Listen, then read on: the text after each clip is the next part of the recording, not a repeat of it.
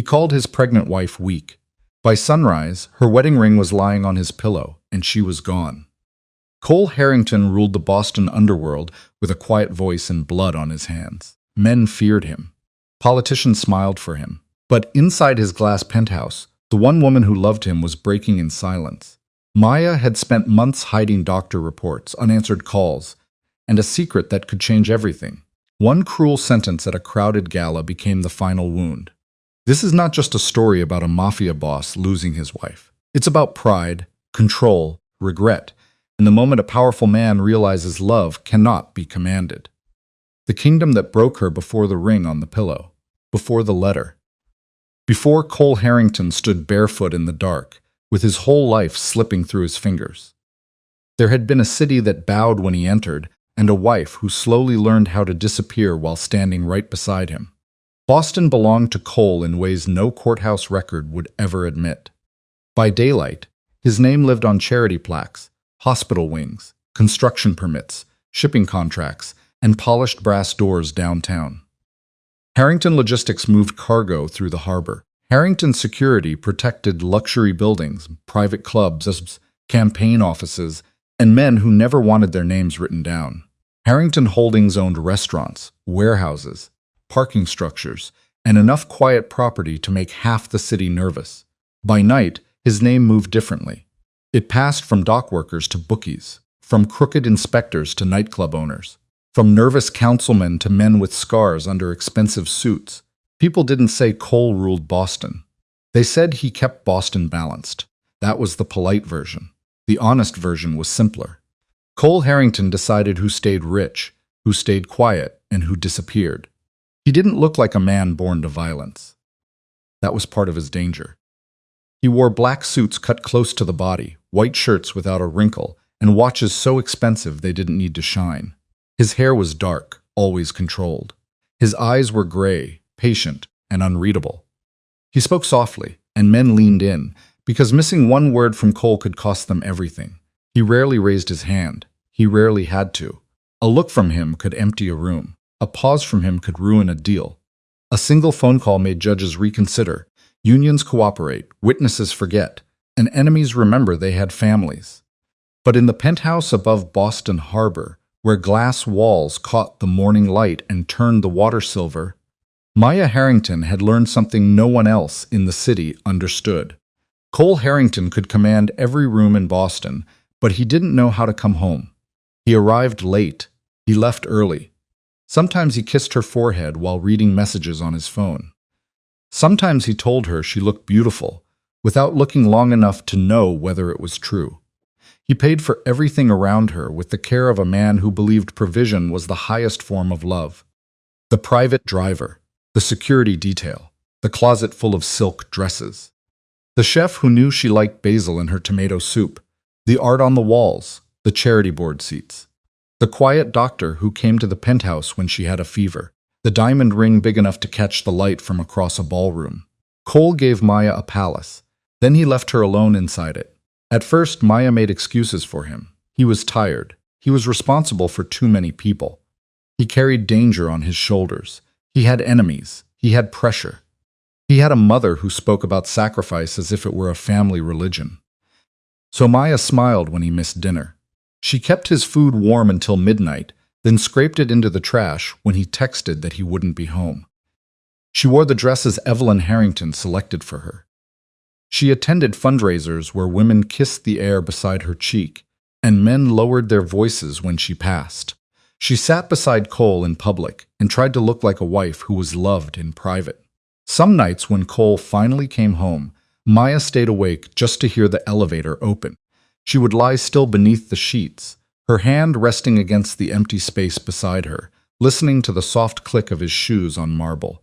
He always moved quietly, even exhausted, even wounded, even angry. Cole moved like a man trained never to be careless. He would enter the bedroom, loosen his tie, place his watch on the tray, and stand for a moment in the dark. Sometimes Maya thought he might speak. Sometimes she thought he might cross the room, slide into bed, pull her against him, and remember the man he had been during the first year of their marriage. The man who drove her to Cape Cod in the rain, because she said she missed the ocean. The man who once stood in a grocery store aisle holding 2 jars of peanut butter, frowning like the choice mattered because Maya had laughed and told him rich men never knew how to shop for themselves. The man who danced with her barefoot in the kitchen at 2 in the morning while an old soul song played from her phone. That man had not vanished all at once. He had been buried one silence at a time. Cole would look toward the bed. Maya would keep her breathing slow, afraid that if she asked for too much, he would step farther away. Then his phone would buzz, and the moment would die. 6 months into her pregnancy, Maya stopped waiting for him to notice. She stood in the bathroom one morning with one hand braced against the sink and the other curved around her stomach. Her reflection looked softer than she felt. Her face was pale. There were shadows under her eyes that makeup no longer hid. The faint swell beneath her silk robe had become impossible to ignore, at least to anyone who truly looked. The baby moved under her palm, a small roll, a quiet insistence. Maya closed her eyes. "I know," she whispered. "I am trying." On the counter beside her lay a folded packet from Massachusetts Women Medical Center. She had read it so many times the paper had softened at the edges. Maternal cardiac strain, elevated risk, specialist recommended. Emergency delivery planning advised. She had heard the doctor's voice long after the appointment ended. "You need support, Mrs. Harrington. Not just medical support, emotional support, practical support. Stress matters with your condition." Maya had nodded because nodding was easier than explaining that stress lived in her home, wore pearls, and called itself family. The first time she tried to tell Cole about the baby, she cooked dinner herself. It was foolish, maybe, but she wanted the moment to feel normal, not arranged by staff, not polished for public consumption. Just chicken with rosemary, roasted carrots, warm bread, and the small blue box from the ultrasound clinic sitting on the chair beside her. Cole came home at 9:20. For one heartbeat, when he saw the candles and the table set for 2, something like guilt crossed his face. "Maya," he said, and her name sounded tired in his mouth. She smiled. "Anyway, I made dinner," she said. His phone rang before he could answer. He looked at the screen. Maya watched the softness leave his face. "I have to take this," he said. "Cole, please," she said. "It can wait 10 minutes. His eyes flicked back to hers. Not cruel, not angry, just already gone. "It can't," he said. He stepped onto the balcony and closed the glass door behind him. The candles burned low. The food cooled. The baby moved once, then settled. By the time Cole came back inside, Maya had put the blue box in a drawer. The second time, she tried at breakfast. Cole stood at the kitchen island, drinking black coffee while his chief of security spoke in clipped tones near the elevator. Maya entered wearing a cream sweater, her hair loose over one shoulder. Morning light touched the curve of her stomach. She didn't hide it that day. Cole glanced at her. "Did you sleep now?" she asked. "I need to talk to you." His gaze sharpened, but before he could respond, Evelyn Harrington walked in as if the penthouse belonged to her bones. Evelyn never knocked. She had keys, codes, staff loyalty, and the confidence of a woman who had survived widowhood by becoming harder than grief. She wore black wool and pearls that morning. Her silver hair was pinned at the nape of her neck. Her lipstick was the color of old wine. "Maya," Evelyn said, looking her over. "That sweater is not flattering." Cole looked down at his phone. Maya felt the words land and stay there. "I was just about to speak with Cole," Maya said. Evelyn removed her gloves finger by finger. "Then speak," she said, "unless it is private, which usually means dramatic." The security chief looked away. Cole said nothing. Maya's mouth went dry. The baby pressed against her ribs, and for a moment, she wondered if her daughter could feel humiliation before she had even taken her first breath. "It can wait," Maya said. Evelyn smiled faintly. "Most things can," she replied. The third time, Maya left the sonogram on Cole's desk. She placed it beside his silver pen where he would have to see it. Their daughter's tiny profile showed clearly in black and white. Maya stood over it for a long moment, then wrote on the back, "Our baby, 22 weeks." She waited all afternoon. Cole didn't mention it at dinner, because Cole didn't come to dinner. The next morning, the sonogram was gone. Maya found Evelyn in the sitting room drinking tea beside the window. The older woman didn't look up from her cup. "You should be more careful with sensitive things," Evelyn said. Maya froze. "Where is it?" she asked. Evelyn lifted her eyes. "Safe," she replied. "That was mine," Maya said. No, dear, Evelyn told her. Nothing that affects this family is only yours. Maya felt her heart kick hard, not from fear exactly, but from the sudden knowledge that she had been living in enemy territory and calling it marriage. He needs to know, Maya said. He needs to lead, Evelyn replied. He is my husband, Maya said. Evelyn set her cup down with a sound so soft it was almost tender. And he is my son, she said. I know it destroys men like him. Maya's hand curled around the edge of the chair. Love, she asked. Weakness dressed as love, Evelyn replied. There were many ways to be slapped. Skin was only one of them. Maya turned without answering. She walked calmly to the hallway, calmly to the elevator, calmly into the private car waiting downstairs. Only when the door closed and the driver asked where she wanted to go did she press both hands over her stomach and fight for air. To the hospital, she whispered. The driver looked at her in the mirror. Mrs. Harrington, please, he said. At the hospital, Dr. Lena Patel examined her in a room with pale walls and a window facing another building. Machines blinked beside the bed. A blood pressure cuff tightened around Maya's arm. The baby's heartbeat filled the room, quick and steady, like a tiny drum refusing to surrender. Dr. Patel was a woman with warm brown eyes and no talent for comforting lies. Maya, she said, pulling a chair close. Your numbers are worse. Maya stared at the monitor. But the baby is okay for now, she asked. Yes, the doctor said, but your heart is under real strain. You need a full care plan. You need a cardiac specialist involved. You need someone with you who can make decisions fast if something changes. Maya laughed once, but no humor came with it. My husband makes decisions fast, she said. Dr. Patel waited. Maya wiped under one eye before the tear fell. He just doesn't know there's a decision to make, she said. Then tell him today, the doctor told her. Maya looked at the pulse line jumping on the screen. I've tried, she said. Try differently, Dr. Patel replied. The words were not cruel, but they cut because they were practical. That evening, Maya waited in Cole's office. It was the one room in the penthouse that still smelled like him. Cedar, smoke, clean soap, paper power. The walls were lined with books he rarely had time to read. Behind his desk, Boston spread out under the night sky, glittering like a promise built on lies. Maya held the hospital envelope in her lap. When Cole entered, he stopped. You're awake, he said. Yes, she replied. It's late, I know. He removed his cufflinks, dropping them into a tray. I had a long day, he said. So did I, she answered. Something in her tone made him look at her more carefully. For 1 second, truly carefully. Then his phone rang again. Maya stood. Don't answer it, she said. Cole looked at the screen. Maya, please, he said. His jaw tightened. Not at her pain, at the demand.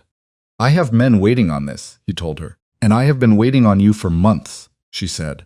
The phone kept ringing. His eyes darkened. This is not the time, he said. Maya felt a pulse of pain behind her ribs. When is the time, Cole? She asked. Tell me. Put it on your calendar. Have your assistant send me an invitation. His gaze went cold by habit, not choice. I won't be spoken to like that in my own house, he said. There it was. His own house, not their home. Maya lowered the envelope to his desk. Her hands were steady, only because everything inside her was shaking too hard to show. You're right, she said quietly. I forgot where I was. She walked out before he could answer. Behind her, the phone stopped ringing. He didn't follow. 2 days later, the Harrington Foundation Gala swallowed the city whole. Every year, Boston pretended not to know where Cole's money came from because the checks were large and the rooms were beautiful. The gala was held inside the grand ballroom of an old hotel near Copley Square. Chandeliers hung like frozen fire, and marble columns rose toward a painted ceiling full of angels. Outside, cameras flashed. Inside, champagne moved on silver trays. Senators laughed with men who had broken laws for them. Judges shook hands with donors who owned their secrets. Wives glittered in diamonds. Security watched from every corner. Maya stood near the entrance in a silver gown Evelyn had sent that morning. It was too tight across her ribs. She had told the stylist she needed something looser. The stylist had gone pale and said Mrs. Harrington had already approved the dress. Everyone knew which Mrs. Harrington she meant. So Maya wore it. She stood tall. She smiled when spoken to. She kept one hand near her stomach and the other around a glass of sparkling water she didn't drink. Cole looked magnificent across the room. That was the worst part. In public, he became exactly the man people wanted him to be. Smooth, attentive, charming, and controlled in doses. He remembered names, debts, favors, weaknesses. He placed a hand at the lower back of elderly donors. He laughed softly at political jokes. He made every person feel chosen for the length of one conversation. Maya watched him touch a senator's shoulder and lean in to hear him better. She wondered what it felt like to have Cole Harrington's full attention. Once, she had known. Evelyn appeared beside her without a sound. "Straighten your shoulders," she said. Maya didn't look at her. "I'm tired," Maya replied. "You look tired," Evelyn said. Maya breathed through a wave of dizziness. "That wasn't what I said." Evelyn's smile didn't move. "You used to understand the difference between a private feeling and a public duty," she told her. Maya finally turned. "And you used to pretend better," she said. For one brief second, Evelyn's eyes sharpened with something almost like respect. Then someone called Cole's name from the center of the ballroom, and the room began shifting around him. A senator from South Boston, red-faced from wine and confidence, lifted his glass. "Cole, when are you going to give this city another Harrington to fear?" he called out. Laughter moved through the crowd. Maya's stomach tightened. Cole smiled faintly, the kind of smile that showed nothing. The senator continued, louder now, enjoying the attention. "Your father built a dynasty. Your mother protected it. Seems to me the next generation is overdue."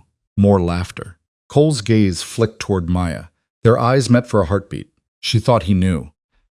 She thought some buried instinct might pull him toward her, toward the life beneath her hand, toward the truth she had been trying to place in front of him for months.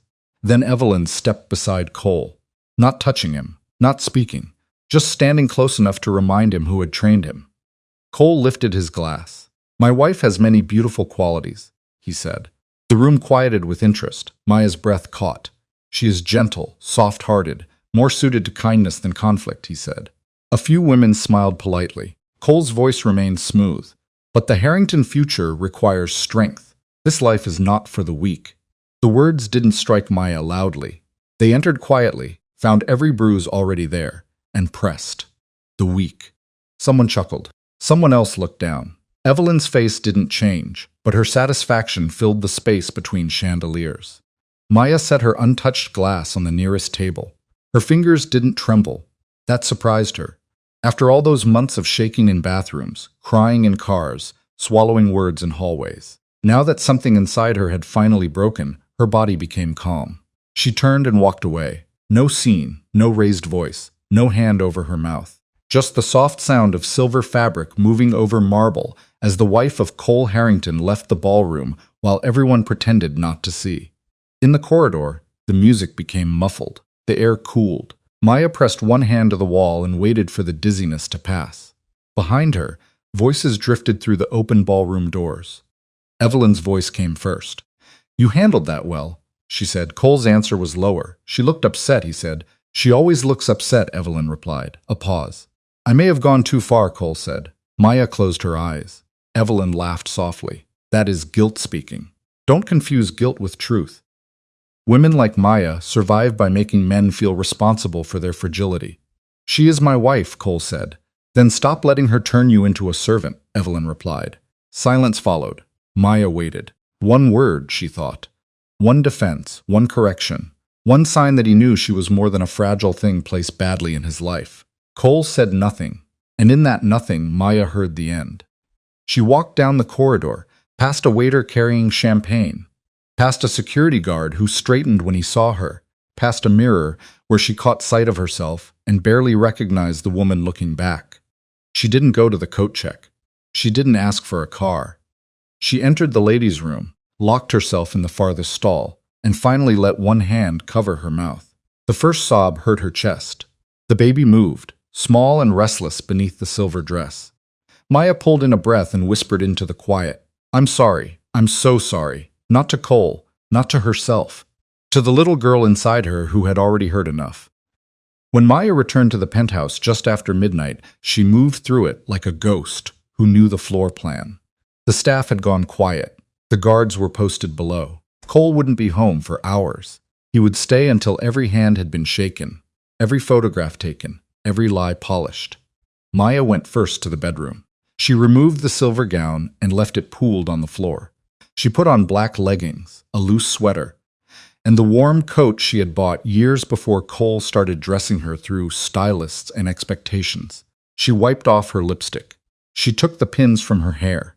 She looked younger without the diamonds. No, not younger, more real. She pulled a small suitcase from the back of the closet, then stopped. A suitcase would be noticed, so she took a canvas overnight bag instead. Into it went 2 changes of clothes, her medical papers, cash she had hidden inside old books, a bottle of prenatal vitamins, her mother's necklace, and the journal she had kept for months. She opened the drawer beside the bed. Inside was the wedding ring box Cole had given her the night he proposed. She remembered that night too clearly. The private rooftop, the snow beginning over Boston. Cole looking almost nervous, which had felt impossible and precious. "I don't know how to love gently," he had told her. Then Maya had touched his face. "Then love honestly," she had said. He had promised he would try. Now Maya looked at the ring on her finger. She had worn it through lonely dinners, hospital visits, public smiles, private panic, and tonight's humiliation. It had become heavier than metal had any right to be. She slipped it off. The skin beneath was pale. For a moment, she thought she might break again. Instead, she placed the ring on his pillow, not on the dresser, not in the box, on his pillow where her head should have been. Then she sat at the desk and wrote the letter, "Cole. I used to think your silence meant you were tired. Then I thought it meant you were busy. Tonight I finally understood. Your silence was your answer. I'm not leaving because of one sentence. I'm leaving because that sentence was the only honest thing you've said to me in months. I am pregnant. We are having a daughter. I tried to tell you. I tried more times than I can count. Maybe you will say I should have tried harder. Maybe you are right. But a wife shouldn't have to fight through assistants, locked doors, phone calls, and your mother just to tell her husband that he is going to be a father. There is more. My heart is not strong enough for this pregnancy without serious care. The doctors are worried. I was worried too. I wanted you with me. I wanted your hand in mine. I wanted to be afraid beside you instead of alone in rooms where everyone asked why my husband wasn't there. Your mother knew. She kept things from you. She told me I would weaken you. Maybe you believed her before she ever said it. I hope one day our daughter knows love that does not ask her to disappear." Maya stopped writing. Tears dropped onto the paper. She let them. Then she folded the letter and placed it beside the ring. The hospital envelope, the sonogram, and the small flash drive she had prepared after Evelyn's threats became too dangerous to keep only in memory. At the bedroom door, Maya turned back. The penthouse was beautiful. Cold moonlight washed over white sheets, glass walls, polished floors, and the harbor beyond. This was the room where she had once believed she would grow old with Cole. This was the room where she had waited for him so many nights that waiting became part of the furniture. Her chest tightened. For one terrible second, she wanted to stay, not because she was weak, because love doesn't die cleanly, even when it is starving. Then her daughter moved, a slow, steady pressure beneath her hand. Maya inhaled. "You're right," she whispered. "We go." She didn't take the private elevator. She knew the cameras there. She knew the guards. She knew Cole's world was built to track movement, contain risk, prevent loss. So she used the service corridor. Her shoes made almost no sound against the concrete stairs. Somewhere far below, the building hummed. Rain tapped against narrow windows. Each floor marker passed like a countdown. 47, 46, 45. Her breathing grew uneven. By the 30th floor, by the 20th. Pain pressed behind her ribs. By the 10th, she had to stop and grip the railing. Eyes squeezed shut, the overnight bag hanging from her shoulder. "No," she whispered to her own body. "Not here, please, not here." The pain eased enough for her to move. In the basement, she waited until a delivery door opened for a maintenance worker pulling a cart of linens. He glanced at her once, saw the pale face, the coat, the bag, and perhaps the desperation. His eyes softened. He held the door wider. Maya stepped into the rain. Boston hit her all at once. Cold air, wet pavement, distant sirens. The smell of salt and exhaust. The city Cole owned rising around her in steel and glass, indifferent to the woman slipping through its shadows. She walked 2 blocks before raising her hood. 3 before she allowed herself to cry. At South Station, she bought a bus ticket with cash under her maiden name, Maya Brooks. The name looked strange on the printed receipt, like a woman she had been before. Before silk dresses, security codes, and men who lowered their voices when her husband entered the room. She sat near the back of the bus, one hand on her stomach, the other wrapped around the strap of her bag. A man across the aisle snored softly. A college girl listened to music through pink headphones. An old woman in a raincoat folded a crossword puzzle with careful fingers. No one knew her. No one bowed. No one watched. No one called her Mrs. Harrington. As the bus pulled out of Boston, Maya looked through the wet window at the city blurring behind her. Somewhere in that glittering maze, Cole was still smiling for cameras, still shaking hands, still believing his wife would be waiting where he left her. Maya touched the place where her ring had been. The skin felt bare. The baby moved once, then settled beneath her palm. By the time the skyline disappeared, Maya had stopped crying. Back in the penthouse, the bedroom waited in perfect silence.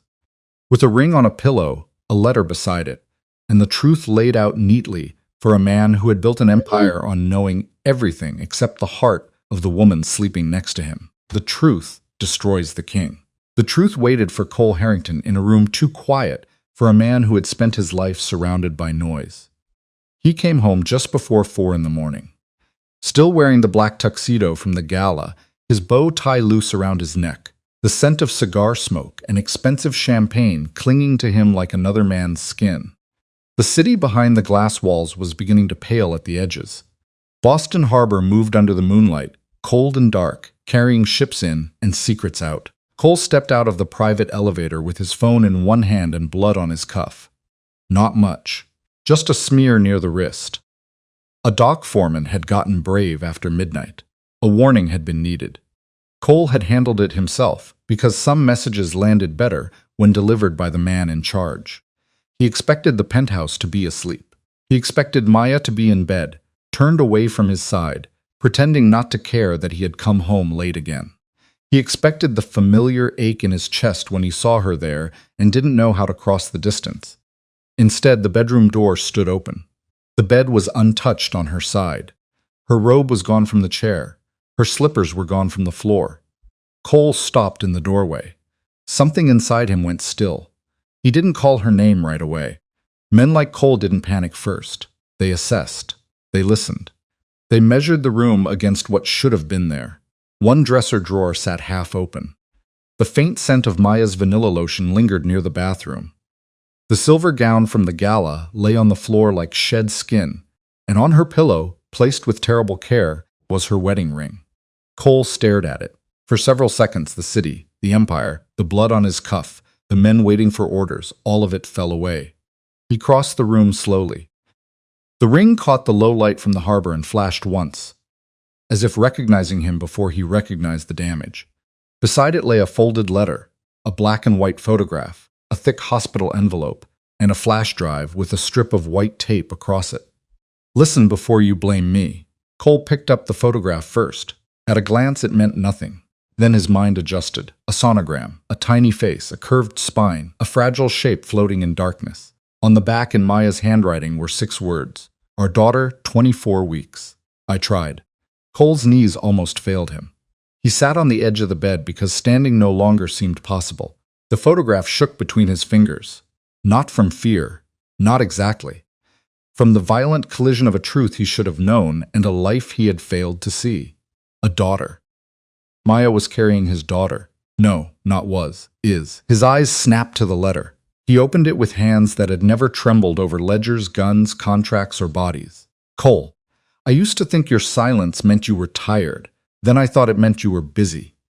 Tonight I finally understood. Your silence was your answer. I'm not leaving because of one sentence.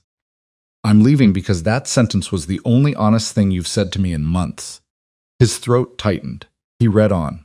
The words didn't shout at him. Maya had never been loud when pain mattered most. They were steady, precise, and more devastating because of it. She told him about the baby, about the appointments, about the hospital rooms where nurses asked if anyone was coming, about the cardiac warnings, about trying to tell him at dinner, at breakfast, in his office with the sonogram on his desk. He remembered the blue box now, vaguely, a box on a chair beside a candlelit table. He had taken a call and come back to find dinner cold. He remembered the cream sweater at breakfast. Maya standing in morning light with something fragile in her expression before Evelyn entered and cut the moment open. He remembered the envelope on his desk. He had been angry that night, distracted. A call, a threat, a shipment delay. He had seen the envelope without seeing it. No, he had chosen not to see it. Cole kept reading. There is more. My heart is not strong enough for this pregnancy without serious care. The doctors are worried. I was worried too. I wanted you with me. I wanted your hand in mine. I wanted to be afraid beside you instead of alone in rooms where everyone asked why my husband wasn't there. His vision blurred. Cole blinked once. Hard. Men had begged in front of him before. Men had cried. Men had offered names, money, children, prayers. He had watched all of it with the cold patience of a judge who already knew the sentence. But Maya's letter did what bullets had never done. It entered him. It moved through every guarded place and found the softest part. Your mother knew. She kept things from you. She told me I would weaken you. Maybe you believed her before she ever said it. I hope one day our daughter knows love that doesn't ask her to disappear. There was no signature beyond her name. Maya. Just Maya. Not Mrs. Harrington. Not his wife. Maya. Cole set the letter down with unnatural care, as if it were a living thing that might break. Then he opened the hospital envelope. Medical reports slid across the bed. Test results. Specialist referrals. Blood pressure records. Notes from Dr. Leena Patel.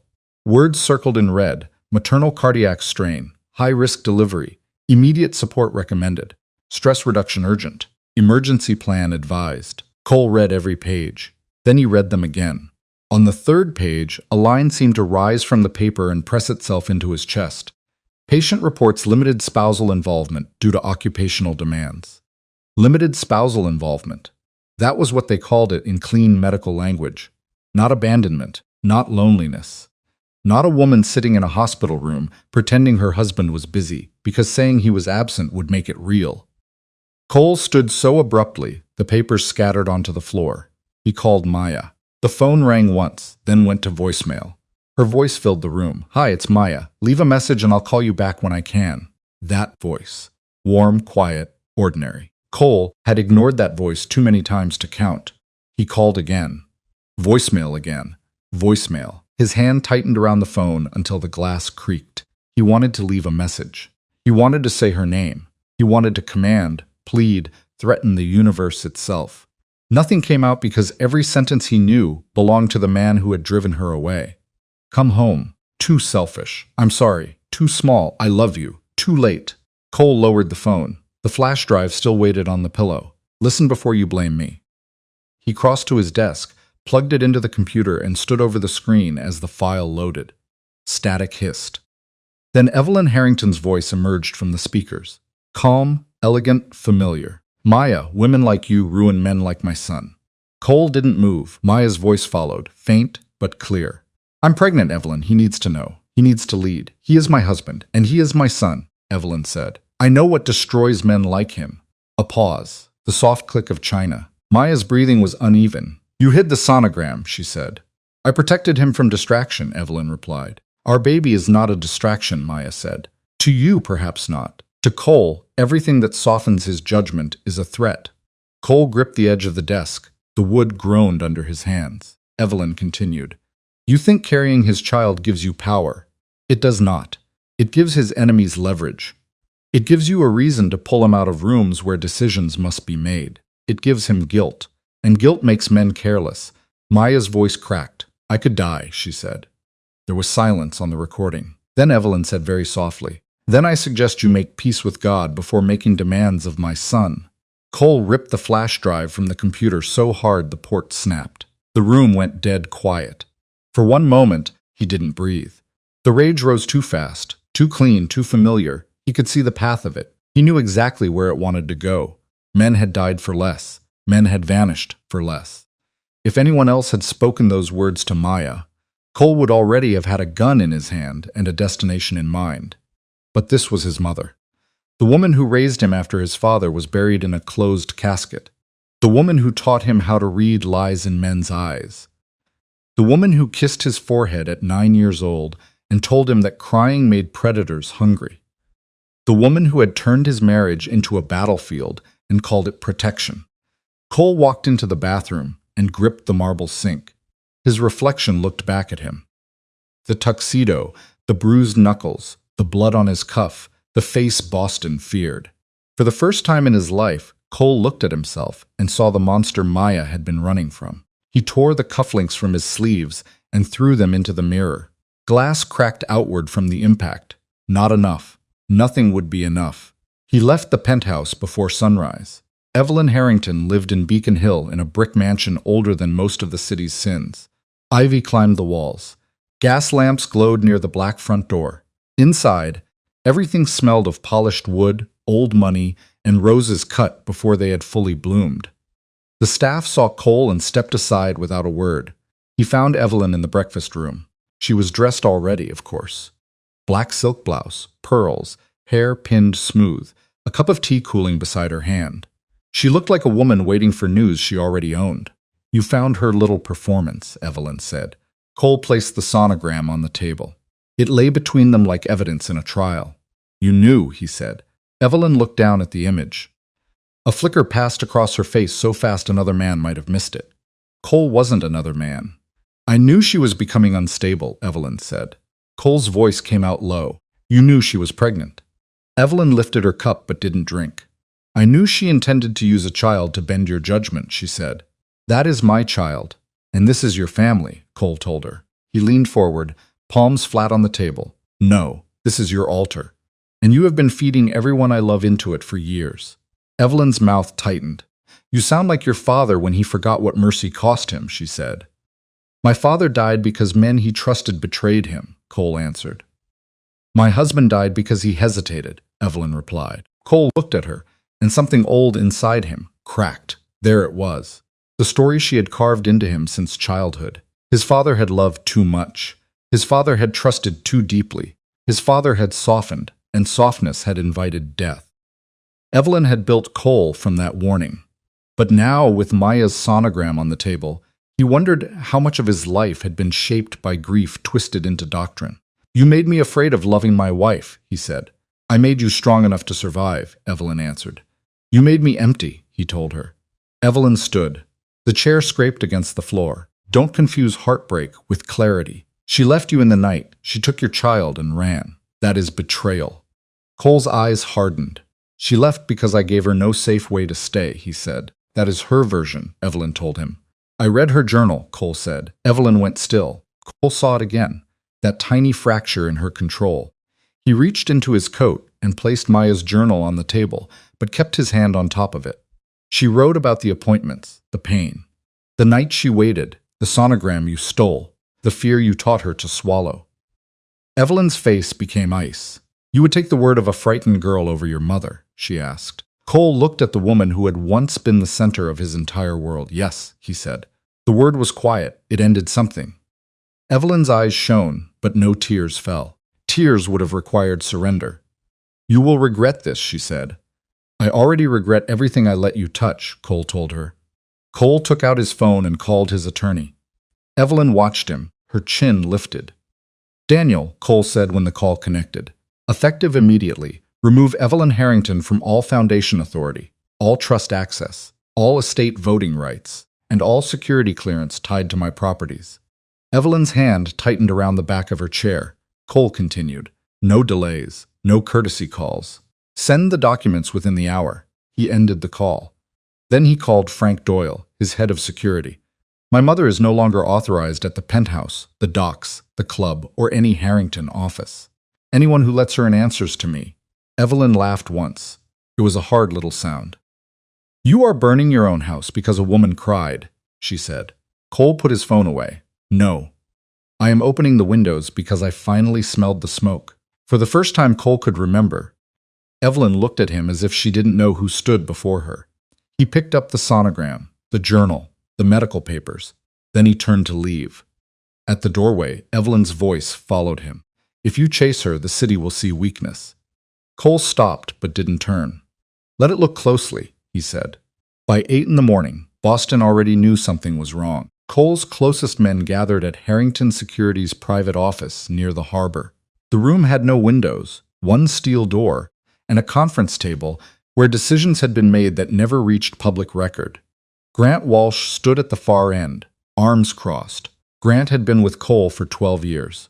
Former Marine, scar through one eyebrow, loyal, but not sentimental. He understood violence, timing, and the fragile math of fear. Frank Doyle stood near the wall, silent and watchful. Two lieutenants waited by the door, unsure whether to speak. Cole entered carrying Maya's ring in his closed fist. Grant saw his face and dismissed the others with one nod. When the room cleared, Grant said, "Tell me who we're killing." Cole opened his hand. The ring lay in his palm. Grant's expression changed. "Maya gone?" he asked. Grant's eyes moved once toward the door as if calculating immediate action. "I will put men on every station, airport, hotel, clinic, and highway exit. If she left the state, we will know." "No," Cole said. Grant stopped. Cole looked up. "No," he repeated. "No guns near her, no pressure, no grabbing her off a street, no dragging her into a car because you think that solves my problem." Grant studied him. "She is carrying your child," he said. Cole's silence answered. Grant exhaled through his nose. "Then she is vulnerable," Grant told him. "She is not cargo," Cole said. "I didn't say she was," Grant replied. "You were thinking it," Cole told him. Grant didn't deny it. Cole walked to the table and spread the papers out. Hospital forms, receipts, a bus schedule found through one of Frank's contacts, security reports from the penthouse, a gap in the service stairwell footage. Frank spoke first. "She planned it well. Used the service route, no driver, paid cash at South Station, phone shut off before she crossed the river." Cole closed his eyes for half a second. The image came to him with painful clarity. Maya in the stairwell, Maya in the rain, Maya at a bus terminal in the middle of the night with his daughter inside her and fear pushing her forward. "What name?" Cole asked. Frank hesitated. Cole opened his eyes. "What name did she use?" "Maya Brooks," Frank said. "Her old name. The one she had before him. It hurt more than it should have." Grant leaned over the table. "We can still find her," quietly. "You find her location." "Nothing else," Cole said. "And if she refuses to see you?" Grant asked. Cole looked at the ring again. "Then I stand far enough away that she can breathe." Grant stared at him, as if he had started speaking a foreign language. "You understand what happens if you step away right now?" Grant asked. Cole didn't answer. Grant continued. "Rohr has been testing our routes for weeks. New York wants a piece of the port. The councilman you scared last night will change sides if he thinks you are distracted. Your mother has allies who won't appreciate being cut out. You vanish chasing your wife, and every hungry man in Boston starts sharpening knives." Cole slipped Maya's ring into his pocket. "Then let them cut each other," he said. "That is not strategy," Grant told him. "No," Cole said. "It is consequence." Grant stepped closer. "Boss, listen to me. I get that you are angry. I get that you are scared. But you built this life. You cannot just walk out because your marriage is on fire." Cole looked at him. "My marriage is not on fire," he said. "It burned while I was counting money in another room." Grant had no answer for that. For the next 2 days, Cole didn't sleep. He moved through Boston, like a man walking the ruins of his own pride. He visited the hospital where Maya had been treated. Dr. Patel refused to give him details until he produced the proper releases Maya had left for emergency access only. Even then, the doctor didn't soften.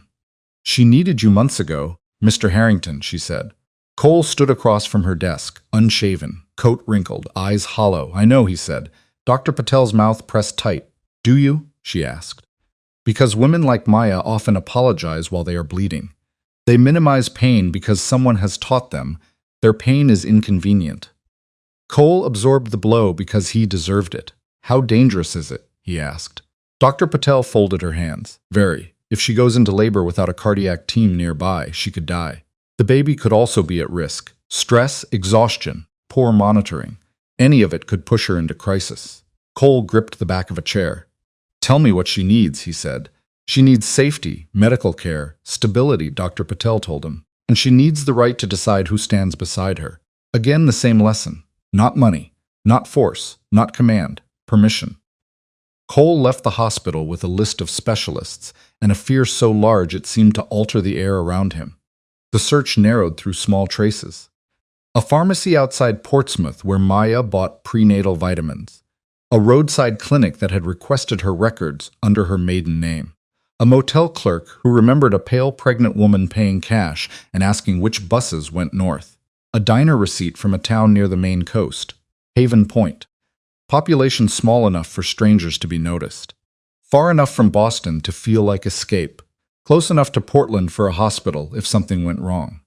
Cole stood in his office at dawn, staring at the name written on a yellow legal pad. Haven Point, Maine. The city beyond the window was waking. Trucks moved along the harbor. Men in reflective vests crossed the docks. His empire breathed below him, restless and waiting for its king to return to the throne. Cole picked up his coat. Grant waited by the elevator. "I'm driving," Grant said. Cole didn't argue. As the elevator doors opened, Frank approached with a phone in hand. "Your mother has called 6 times," Frank said. Cole stepped inside. "Block the number," he told him. Frank nodded. Grant followed him in. The doors began to close. For a moment, Cole saw his reflection in the polished steel. Dark suit, tired eyes.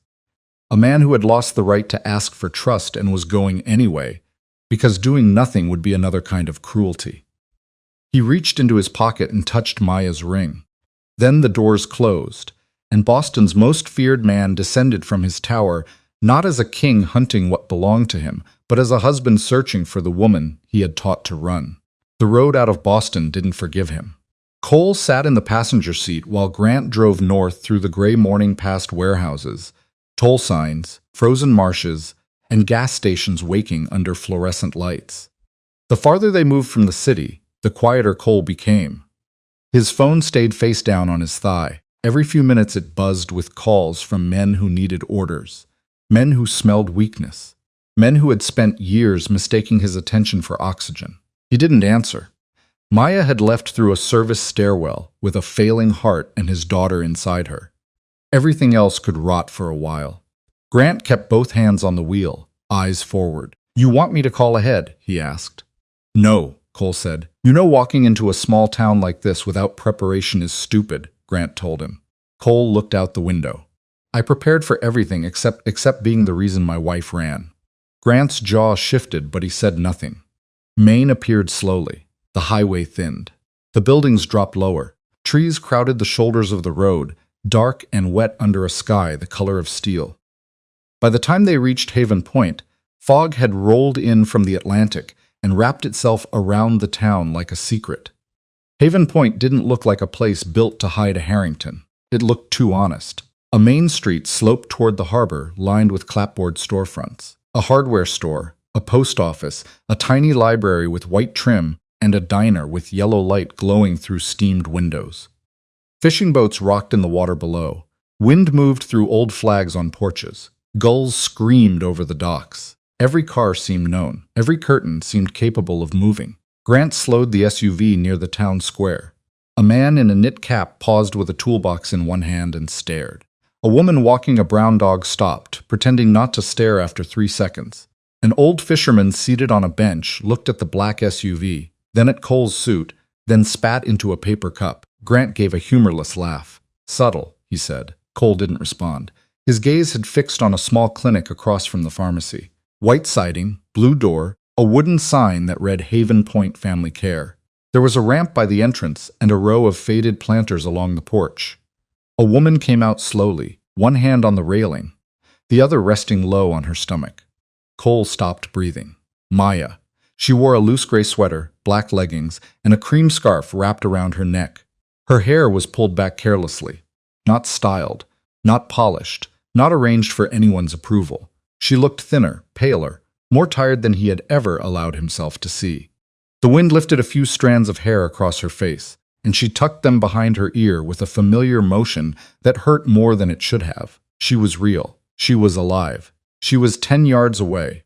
And for the first time since he had found the ring, Cole's body moved before his mind could stop it. He opened the door. Maya looked up. The entire street seemed to narrow around them. Her face changed in pieces. First confusion, then disbelief, then fear so sharp it cut him where he stood. She gripped the railing. Cole froze. That small movement, her hand tightening on painted wood, stopped him harder than a gun aimed at his chest. A man stepped out behind Maya, tall, broad-shouldered, mid-40s, with tired eyes and a stethoscope still hanging around his neck. He moved fast enough to be protective, but not careless. "Ma'am," he said, placing himself half in front of her. "Do you know this man?" Maya's lips parted. For a moment, no sound came. Cole wanted to say her name. He wanted to cross the street. He wanted to reach for her, hold her, apologize against her hair until the world gave him permission to breathe again. He did none of it. Maya swallowed. "He's my husband," she said. The doctor looked from Maya to Cole, and his expression hardened. Cole had been judged by dangerous men, dying men, federal men, greedy men. None of them had ever made him feel as small as this country doctor did with one glance. Grant stepped out behind Cole, and the doctor noticed immediately. Cole lifted one hand without turning. "Stay by the car," he said. Grant stopped. Maya saw it. So did the doctor. Cole crossed the street slowly. Each step measured, his palms open at his sides. Maya. Her name came out rough. She flinched anyway. Cole stopped again. "I am not here to take you," he said. Maya's eyes glistened, but her voice, when it came, was steady. "You don't know how not to take," she told him. The words struck clean. There was no anger in them. Anger would have been easier. This was knowledge. This was a woman telling him what his love had felt like from inside the cage. The doctor looked at Maya. "Do you want him gone?" he asked. Cole looked at her too. He made himself ready for the answer. Maya stared at him across the damp sidewalk. Behind her, the clinic door stood open. Inside, warm light spilled over scuffed floors and a row of waiting room chairs. A safe place, not because it had locks, but because she could say no there and someone would believe her. Finally, she said, "Not yet." The doctor gave Cole a look that promised consequences. Inside, the office smelled like antiseptic, coffee, and raincoats. A small heater clicked beneath the window. On the wall hung a framed print of sailboats in summer light. Though outside the real harbor looked cold enough to swallow the world. Maya sat first. Cole waited until she chose the chair farthest from him. Then he sat across from her, leaving the desk between them. The doctor remained standing. "I am Dr. Sam Keller," he said. "Cole Harrington." Cole replied. "I know who you are," the doctor said. Cole didn't ask how. His name had a way of arriving before him, even in towns that looked untouched by his world. The door opened behind them, and a woman in uniform stepped in. Late 40s, sharp blue eyes, brown hair streaked with gray, and tied at the nape of her neck. Her badge read, Sheriff Rebecca Lane. She looked at Maya first. "You all right?" she asked. Maya nodded. Then Sheriff Lane looked at Cole. The room cooled by several degrees. "Mr. Harrington," she said. "Sheriff," Cole replied. "I got a call from Nora saying a black SUV rolled in looking expensive enough to cause trouble," the sheriff said. Maya's cheeks flushed slightly. Cole caught the name Nora. Someone had been watching over her. Good. That thought surprised him with its force. Sheriff Lane closed the door. "Before anyone speaks too much, I want this clear," she said. "Mrs. Harrington is in this office because she chose to be. She leaves when she chooses to leave. If she asks you to go, you go." Cole nodded once. "Yes," he said. Sheriff Lane narrowed her eyes as if agreement annoyed her. Maya watched him like she didn't trust the shape of his obedience. That was fair. Dr. Keller took the chair beside Maya, not touching her, but close enough to signal where his loyalty stood. Cole reached into his coat. The sheriff's hand moved to her belt. Cole stopped instantly. "Medical papers," he said. Slowly, he removed a folder and set it on the desk. "I saw Dr. Patel." Maya's face tightened. "You went to my doctor," she said. "She wouldn't tell me anything beyond what you had authorized for emergencies," Cole answered. "And that bothered you?" Maya asked. "Yes," he said. Her eyes flashed. "Good," she replied. Cole lowered his gaze. "Yes," he agreed. The answer seemed to disarm her more than denial would have. He pushed the folder no closer. "She gave me names of cardiac specialists. Portland, Boston, New York. I can arrange any of them. I can pay for whatever equipment Dr. Keller needs. I can get a medical helicopter on standby. I can do all of it without making you leave Haven Point." Maya's hand curved over her stomach. "You came with solutions," she said. "I came with money," Cole said quietly. "I'm trying to learn the difference." No one spoke. Rain tapped the window. Maya looked away first. Dr. Keller opened the folder, scanning the names and notes. His expression shifted despite himself. Medical need overruled personal dislike for a moment. "This could help," he said. Maya's eyes stayed on the window. Cole added, "Nothing is tied to me. I set up an account in your name. Emergency medical trust. No conditions, no access from my side. She looked back at him. You expect me to believe that? She asked. No, he said. Then why say it? She asked. Because it is true whether you believe it today or not. Maya's mouth trembled, but she controlled it quickly. You found out I was pregnant, and suddenly you know how to be honest, she said. Cole took the blow. I found out you were pregnant and realized I had become the last person you could tell. Her eyes filled then, fast and bright. He hated himself for every tear. Sheriff Lane shifted by the door, quiet but alert. Maya leaned forward slightly. Do you understand what it felt like to sit in hospital rooms alone, Cole? She asked. To hear words like cardiac failure and maternal risk while your name was on every emergency form and you weren't in the chair beside me. His throat tightened. No, he said. That answer seemed to anger her. No, he said, voice low. I can imagine it. I can hate myself for it. But I do not get to claim I understand a pain I caused and didn't share. Maya looked at him for a long time. That was the first true thing he had said in her presence in months. It didn't heal anything, but it landed. Dr. Keller cleared his throat. Mrs. Harrington needs a larger care plan. Her condition is serious. She needs cardiac monitoring, rapid transport access, and a surgical delivery plan if her numbers keep trending the wrong way. This clinic cannot handle a crisis alone. Cole kept his eyes on Maya. Then we build the plan around what she wants, he said. Sheriff Lane gave a short laugh. Cole looked at her. She folded her arms. Sorry, she said. Just not used to men like you saying sentences like that. Maya almost smiled. Almost. Cole saw it and felt the smallest, sharpest ache of hope. Then Maya turned back to him and killed it gently. I have rules, she said. Cole nodded. Tell me. You don't stay with me, she said. Yes, he agreed. You don't put guards outside my door. His instinct resisted. He crushed it before it reached his face. Yes, he said. You don't speak to Dr. Keller about me unless I am present. Yes. You don't talk to Nora like she works for you. Cole glanced at the sheriff, then back at Maya. Yes, he said. You don't contact your mother. I already cut her off, he told her. Pain moved through Maya's face, but it was complicated. Hurt, relief, suspicion, something else. I didn't ask you to do that, she said. I know, he replied. Don't make it my debt, she told him. I won't. Her eyes searched his face. And you don't get to call the baby yours like I was just carrying her for you, she said. Cole went still. That one cut deepest because it was aimed at the oldest part of him. Legacy, name, blood, possession. The language of his world. He looked at Maya's stomach, then at her face. She is yours first, he said. I missed the right to say otherwise. Maya inhaled unsteadily. The room held its breath with her. And you don't ask me to forgive you, she said. Cole's voice nearly failed. I won't, he said. Not in private. Not in front of other people. Not while I'm scared. Not while I'm sick. Not because you are hurting. He nodded. I understand. No, Maya said, you don't, but you can obey it anyway. For the first time, Cole almost smiled. Not with amusement, with pain, with recognition. Yes, he said, I can. When the meeting ended, Maya stood carefully. Cole rose too, then stopped when she stiffened. Dr. Keller offered her his arm. She took it. Cole watched another man help his wife walk across a room and forced himself to be grateful instead of jealous. Outside, a woman waited on the clinic porch. Nora Whitaker was in her 60s, round-faced and sturdy, with silver hair cut to her chin and a diner apron still tied under her coat. Her eyes were kind when they rested on Maya and hard when they moved to Cole. So, she said, this is him.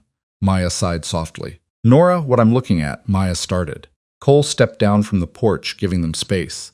Nora looked him up and down. Expensive shoes, she noted. Cole glanced at his shoes. Nora continued. Men with shoes like that either bring flowers or trouble. I don't see flowers. Grant, still by the SUV, looked away like he was hiding a smile. Cole said, I do not want to bring trouble to her. Wanting and doing are cousins, not twins, Nora replied. Maya's eyes lowered, and this time there was no almost. The corner of her mouth moved. Cole saw it. Nora saw him see it. Her expression sharpened. Don't look so relieved, she said. She smiled before you arrived. Cole lowered his gaze. Yes, ma'am, he said. Nora snorted. Boston men get polite when they know they're losing. Maya touched Nora's arm. I'm tired, she said. The older woman softened instantly. Come on, honey, she said. I made soup. Cole took one step back as they passed. Maya didn't look at him, but she didn't run. That afternoon, Cole rented a room at the Harbor Light Inn. He didn't buy the inn, though the old instinct rose almost immediately when the clerk said there was only one room left with a faulty heater. He handed over a credit card under a clean legal name tied to one of his legitimate companies and took the key without comment. The room was small: a brass bed, a quilt faded by years of washing, a narrow bathroom, a window facing the harbor. The radiator clanked like something alive and resentful. Grant stepped inside, looked around, and asked, "You sure you don't want to buy civilization while we're here?" Cole set his bag on the chair. "Go back to Boston," he said. Grant stared at him. "No, that was not a request," Cole told him. "Good. I'm tired of taking those," Grant replied. Cole turned. Grant's expression was flat, but something like concern sat underneath it. "You are not thinking clearly," Grant said. "I am thinking clearly for the first time in years," Cole answered. "You are in a town with one sheriff, a doctor who hates you, a diner woman who might poison you, and a wife who doesn't want you within 10 feet of her. Meanwhile, Boston is being held together with duct tape and fear." Cole removed his coat. "Then hold it," he said. Grant laughed once. "Me? You wanted responsibility," Grant said. "I wanted you alive," Cole told him. Cole looked toward the harbor. "She was alone because every man around me learned my priorities too well," he said. Grant said nothing. Cole continued, "So learn new ones." Grant watched him for a long moment. Then he nodded. "I'll stay until morning." Cole didn't argue again. At 6, Cole walked to Nora's diner. Not to see Maya. That was what he told himself. The diner sat on the corner near the harbor road with fogged windows and a red sign that buzzed faintly. Inside, fishermen sat over coffee. A teenage girl did homework near the pie case, and Sheriff Lane ate eggs at the counter like she had chosen the seat with the best view of the door. Every conversation dipped when Cole entered. Nora came out from the kitchen carrying a pot of coffee. "No," she said. Cole paused. "I haven't said anything," he replied. "You were going to," she told him. "I would like dinner," he said. "This is a diner," she said. "Try again." He looked toward the back hallway, then stopped himself. Nora noticed. "She's upstairs resting," she told him. Cole's jaw tightened. "Above the diner, in my spare apartment," Nora said. "Before that, above the bait shop. Before that, scared in a motel outside Portsmouth. Before that, on a bus in the rain." Each sentence hit like a closed fist. Nora poured coffee for the sheriff, then looked back at him. "She got here with a fever and no appetite," Nora said. "Tried to pay 3 months up front in cash. Nearly fainted before she finished the sentence. I don't know everything you did, and I don't need to. I know what a woman looks like when love has made her homeless." Cole stood very still. Sheriff Lane looked down at her plate, but her fork had stopped moving. Nora pointed to a booth by the window. "You can eat there," she said. "You don't go upstairs. You don't ask me to carry messages. You don't stare at the ceiling like longing makes you noble." Cole went to the booth. A few minutes later, Nora brought him fish chowder and black coffee. He looked at the bowl. "I didn't order," he said. "Correct," she replied. He picked up the spoon. "Thank you," he said. She looked unimpressed. For nearly an hour, Cole sat by the window and ate slowly. He heard the floor creak above him once, then again. His body responded to each sound before his mind could stop it. Maya was above him, safe, or safer than she had been, breathing, carrying their daughter. Not his, hers first. He closed his eyes. From the counter, Sheriff Lane watched him with the expression of someone deciding whether a dangerous dog could be trained or only leashed. The next days passed strangely. Cole didn't know how to exist without commanding the room. In Haven Point, command didn't work the same way. The hardware store owner refused to extend hours because Cole needed supplies delivered to the clinic. The pharmacist asked for paperwork and didn't care whose name was on the credit card. Sheriff Lane ignored 3 of his calls and then texted him one sentence. "If it is not a medical emergency, learn patience." He hated that he deserved it. Dr. Keller allowed him into one meeting because Maya allowed it. They sat in the clinic office again, with charts spread across the desk. Maya wore a soft blue sweater that made her look younger and more breakable, though her eyes were not breakable at all. Dr. Keller explained the situation clearly. Her heart rhythm had become more unstable. Her blood pressure needed careful watching. Portland had the nearest hospital equipped for high-risk cardiac delivery. Ideally, she would transfer there closer to her due date. But pregnancy didn't always respect plans. Cole listened without interrupting. Once, when Dr. Keller mentioned air transport, Cole reached for his phone automatically. Maya looked at his hand. He stopped. Then he asked, "May I make a call to arrange availability if Dr. Keller thinks it helps?" Maya blinked. The room shifted around the question. Dr. Keller gave a slight nod. "It helps." Maya looked down at her hands. "Yes," she said. One word. "Permission." Cole stepped into the hall and made the call. His voice changed when speaking to the medical transport director. Became calm, precise, efficient. Not cruel, not threatening, but unmistakably powerful. He arranged standby access, emergency clearance, payment without delay, and privacy protections. When he returned, Maya was watching him. "What?" he asked quietly. "You still sound like him," she said. Cole didn't pretend not to understand. "I know," he said. "Does it feel good?" she asked. The honest answer took a moment. "Yes," he admitted. Her face closed. He added, "And that scares me now." She looked back at him. "Good," she said. Later that week, Maya let him attend an ultrasound. She didn't invite him directly. Dr. Keller stepped into the waiting room where Cole sat with a paper cup of bad coffee cooling in his hand. "She said you can come in if you stay quiet," the doctor told him. Cole stood too fast, then forced himself to slow down. Maya lay on the exam table, sweater lifted just enough to reveal the curve of her stomach. A paper sheet covered her hips. Her face was turned toward the screen, but Cole saw the tension in her jaw when he entered. He stayed near the wall. The room was dim. The machine hummed softly. Rain moved down the window in thin silver lines. Dr. Keller pressed the probe gently against Maya's stomach. A grainy image appeared. Cole stared. At first, the shapes made no sense. Then movement flickered. A small arm, a curve of spine, a face turning as if toward the sound of their silence. "There she is," Dr. Keller said. Maya's eyes filled. Cole felt something inside his chest give way. He had seen men die. He had seen fortunes move. He had stood in rooms where decisions shaped entire neighborhoods. None of it had prepared him for the sight of a tiny hand opening and closing on a screen. "She's real," he whispered. Maya didn't look at him. "She was real when you didn't know," she said. Cole closed his eyes. "I know," he answered. No defense, no explanation. No speech about being busy, manipulated, misled, trained, damaged, powerful, afraid. Just two words. Maya turned her face slightly then. Not enough to soften, enough to hear. The baby moved. Maya inhaled sharply. Cole stepped forward on instinct, then stopped himself. "Are you okay?" he asked. "Yes," she said. Then after a pause, "She kicks hard when I'm upset." Cole swallowed. "I'm sorry," he said. Maya looked at the screen. "Don't apologize to me in here." "Not while she's listening." His throat tightened. "All right," he said. So he stood in silence and watched his daughter move in the dark. When the appointment ended, Cole waited in the hallway while Maya cleaned up. Dr. Keller came out first. "She needs less stress," the doctor said. "I know," Cole replied. "No, Mr. Harrington. You know it like a man who can buy a solution. I need you to know it like a man who can become one less problem." Cole nodded slowly. "I'm trying." Dr. Keller studied him. "I believe that." Cole looked up. The doctor's expression remained stern. "I also believe trying late doesn't erase damage," the doctor added. "It doesn't," Cole agreed. "Good," Dr. Keller said, and walked away. Cole leaned against the wall and exhaled. Maya emerged a few minutes later.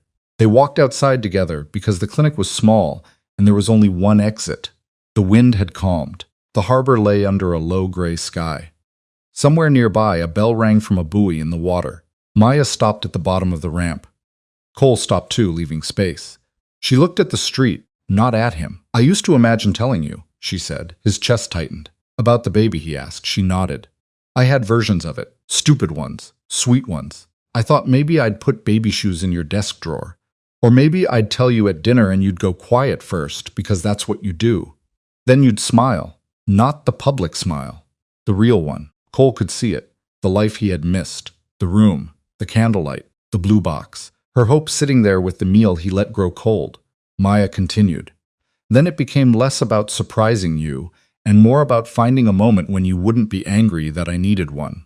Cole's hands curled at his sides. "I was never angry that you needed me," he said. She turned to him then. "Yes, you were," she said. "Maybe not in words, but every time I interrupted something important, your face reminded me that I had misjudged my place." That landed with brutal clarity because he remembered the face. Not hers. His. The slight impatience, the controlled breath, the look that made men rush to fix mistakes and had made his wife shrink inside her own home. "I did that," he said. Maya nodded. "Yes." A truck passed slowly, tires hissing on wet pavement. Cole looked at her face, at the fatigue around her eyes, at the woman he had loved without honoring, protected without knowing, married without truly seeing. "I made you lonely in a house full of people," he said. "I let my mother turn your pain into strategy. I called you weak because I was too cowardly to admit you scared me." Maya's brows drew together. "I scared you," she asked. "Yes," he said. "How?" she asked. "You made me want a life I couldn't control." The answer seemed to move through her slowly. For a second, the old Maya flickered there. The woman who might have reached for him. The woman who had once believed honesty could save them both. Then she looked away. "That does not fix it," she said. "I know," he replied. "Then why say it?" she asked. "Because you deserve the truth without having to bleed for it." Her mouth trembled. She pressed her lips together until it stopped. "I don't know what to do with you like this," she said. "Neither do I," he answered. That almost brought the smile back. Almost. Nora appeared at the diner door across the street, wiping her hands on a towel. "Maya, soup is getting cold," Nora called. Maya looked relieved. Cole stepped back. She crossed the street slowly. At the diner door, she paused and looked over her shoulder. "Cole," she said. His heart nearly stopped at the sound of his name. "Yes," he replied. "You can come in for coffee," she told him. "Not dinner. Coffee." It was a small permission, a paper-thin one. He treated it like a sacred thing. Inside the diner, Nora served him coffee with suspicion, and Maya sat 2 booths away eating chicken soup with crackers. They didn't speak much. They didn't need to. For the first time in months, they occupied the same room without performance, without chandeliers, without Evelyn, without men waiting for Cole's signal. Just rain on the windows, a spoon against a bowl, the soft murmur of townspeople pretending not to listen. Cole drank coffee that tasted burnt and bitter. It was the best thing he had tasted in weeks. That night, after Maya went upstairs, Cole walked back to the inn alone. Grant was gone. Boston had called him back, and Cole had let him go with one instruction. Protect the city from itself. Do not protect me from consequences. The streets were nearly empty. Harbor fog curled around porch lights. Somewhere music played softly from an open window. Cole passed the clinic, the pharmacy, the darkened hardware store. When he reached the inn, he stopped. Across the street above Nora's diner, one small window glowed. Maya's window. He didn't cross toward it. He didn't stand beneath it. He didn't call. He sat instead on a bench near the harbor, far enough away to be useless unless she asked, close enough to know the light was still on. Minutes passed. Then an hour. The light went out. Cole stayed. Sometime after midnight, the diner door opened. Maya stepped outside in a coat over her nightclothes, one hand pressed to her chest. Cole stood immediately. She saw him and didn't look surprised. For a moment, neither of them moved. The wind pushed at her hair. Her face was pale in the streetlight.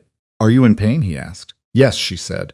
His body wanted to move, to grab his phone, to lift her into his arms, to turn the quiet street into an emergency ruled by his fear. He held still. "Do you want me to call Dr. Keller?" he asked. Maya closed her eyes. A small nod. Cole made the call. No commands, no shouting, no threats. Just the facts spoken clearly while Maya leaned against the diner wall and breathed through whatever her body was doing to her. When the call ended, Cole kept the phone in his hand. "Can I stand closer?" he asked. Maya opened her eyes. The question seemed to hurt her more than the pain for a second. Then she nodded again. Cole crossed the distance carefully and stopped beside her, not touching. Rain began to fall, soft at first. Maya looked at his hand. Then she reached for it. Cole let her fingers close around his. He didn't hold tighter than she asked. He didn't speak. A few minutes later, Dr. Keller's truck turned the corner, headlights cutting through the fog. Nora came down behind Maya with a blanket and fear written plainly across her face. Sheriff Lane pulled up soon after, still wearing a jacket over pajamas.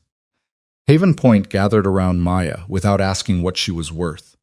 Cole stood among them with her hand in his, and understood with a pain almost too large to bear, that this little town had given his wife something his empire never had. A place where her life mattered before her name. By the time Dr. Keller finished examining Maya that night, The rain had become steady enough to turn the streetlight silver. Nora waited outside the clinic room, with a blanket wrapped around her shoulders, her lips moving in silent prayer. Sheriff Lane stood near the front door, arms folded, watching Cole the way a person watches the ocean after a bad forecast. Maya was stable. That was the word Dr. Keller used. Stable. Cole had once used that word for markets, routes, alliances, and men who could still be trusted with a gun. He had never understood how fragile it sounded when placed beside a woman he loved. Dr. Keller stepped into the hallway and closed the exam room door behind him. "She's resting," he said. Cole stood so quickly the chair scraped backward. "What happened?" he asked. "Chest pain. Elevated pressure. Stress response, most likely. The baby's heartbeat is strong, but Maya needs rest. Real rest." Cole looked toward the closed door. "Can I see her?" he asked. Dr. Keller studied him. "She asked for Nora." Cole nodded once, though something inside him bent under the answer. "Then Nora should go," he said. That surprised the doctor. It surprised Nora too. She looked at Cole as if waiting for the demand hidden underneath the permission. There was none. Nora entered the room quietly. Cole remained in the hall. He stood there for nearly an hour, listening to the low murmur of Nora's voice through the door. The roll of thunder somewhere beyond the harbor, the old heater tapping in the corner. Sheriff Lane finally pushed away from the wall. "You know you can sit down," she said. Cole didn't move. "I'm fine," he told her. "No, you're rich," the sheriff replied. "Different thing." He looked at her. She shrugged. "I have known a lot of men who think standing very still counts as strength," she said. Cole glanced toward the room where Maya rested. "I don't know what counts anymore," he admitted. "Good place to start," the sheriff said. The sheriff walked to the coffee machine, poured 2 paper cups, and handed one to him. It was terrible coffee. Bitter, thin, burned from sitting too long. Cole drank it anyway. The next morning, Haven Point woke under low clouds and the smell of wet wood. Maya didn't go back to the apartment above Nora's diner right away. Dr. Keller wanted her close for observation. So Nora brought clean clothes, soup, a thermos, and 3 different kinds of crackers, because she said pregnant women trusted crackers more than men. Cole stayed outside the clinic most of the day. Not in the waiting room where Maya might feel watched. Not in his SUV where it would look like surveillance. He sat on a bench across the street near the small war memorial. Coat collar turned up against the damp air, phone in hand, waiting for any word he was allowed to receive. By noon, half the town had passed him. Some stared openly. Some pretended not to. A little boy in a red raincoat asked his mother why that man looked like he had lost something. The mother pulled him along without answering. Cole almost laughed. The child was the only honest person on the sidewalk. At 2, Dr. Keller crossed the street and stood beside the bench. "She wants ginger tea," the doctor said. Cole looked up. "She didn't say that," the doctor added. "Nora is busy. The pharmacy sells it." Cole stood at the pharmacy. The woman behind the counter looked at his suit, then at his face, and pointed to aisle 3 before he spoke. He bought every box of ginger tea on the shelf. Then he returned to the clinic, stopped outside the door, looked down at the bag and realized what he had done. Too much. Always too much. He took 1 box out, handed it to Dr. Keller, and left the rest in the car. Dr. Keller noticed. So did Maya. Later, when she sat in the clinic office with a blanket over her knees, she held the paper cup of tea in both hands and looked at him over the steam. "You bought more than 1 box, she said. Cole paused. "Yes," he said. "How many?" she asked. He didn't want to lie. 12. For the first time in days, Maya laughed. It was small. It was tired. It ended quickly because laughing pulled at her chest, but it was real. Cole felt it strike him with almost physical force. Maya looked down into the tea. "You're ridiculous," she said. "I know," he answered. "You always think if something helps, more of it helps more," she told him. "I know that too," he said. "That isn't how people work," she said. He sat across from her, leaving the small table between them. "I'm learning," he told her. She lifted her eyes. "That word is easy," she said. "Yes," he agreed. "What happens when learning hurts your pride?" she asked. Cole looked at her for a long moment. "I hope you keep making it hurt," he said. The silence after that wasn't soft, but it wasn't empty either. It held something unfinished. Over the next several days, Cole became a strange fixture in Haven Point. He didn't belong there, but he kept showing up. He carried boxes into the clinic when Dr. Keller's nurse strained her back. He fixed a broken porch step outside Nora's diner after hearing Maya mention that it made her nervous when it rained. He replaced the old lock on the back door, but only after Nora stood over him with both hands on her hips and told him exactly which lock she wanted and exactly how little she cared for imported security systems. He learned the names of people who didn't fear him. Earl, the fisherman who drank coffee from 6 to 7 every morning and distrusted anyone with polished shoes. Tessa, the pharmacy clerk who rang up prenatal vitamins without comment, but always slipped peppermint candies into Maya's bag. Calvin, the teenage dishwasher at Nora's diner, who asked Cole if he was in witness protection because nobody that tense came to Maine for fun. Cole didn't become comfortable. That might have been too easy. But he became present. He sat in the diner and listened while people talked around him.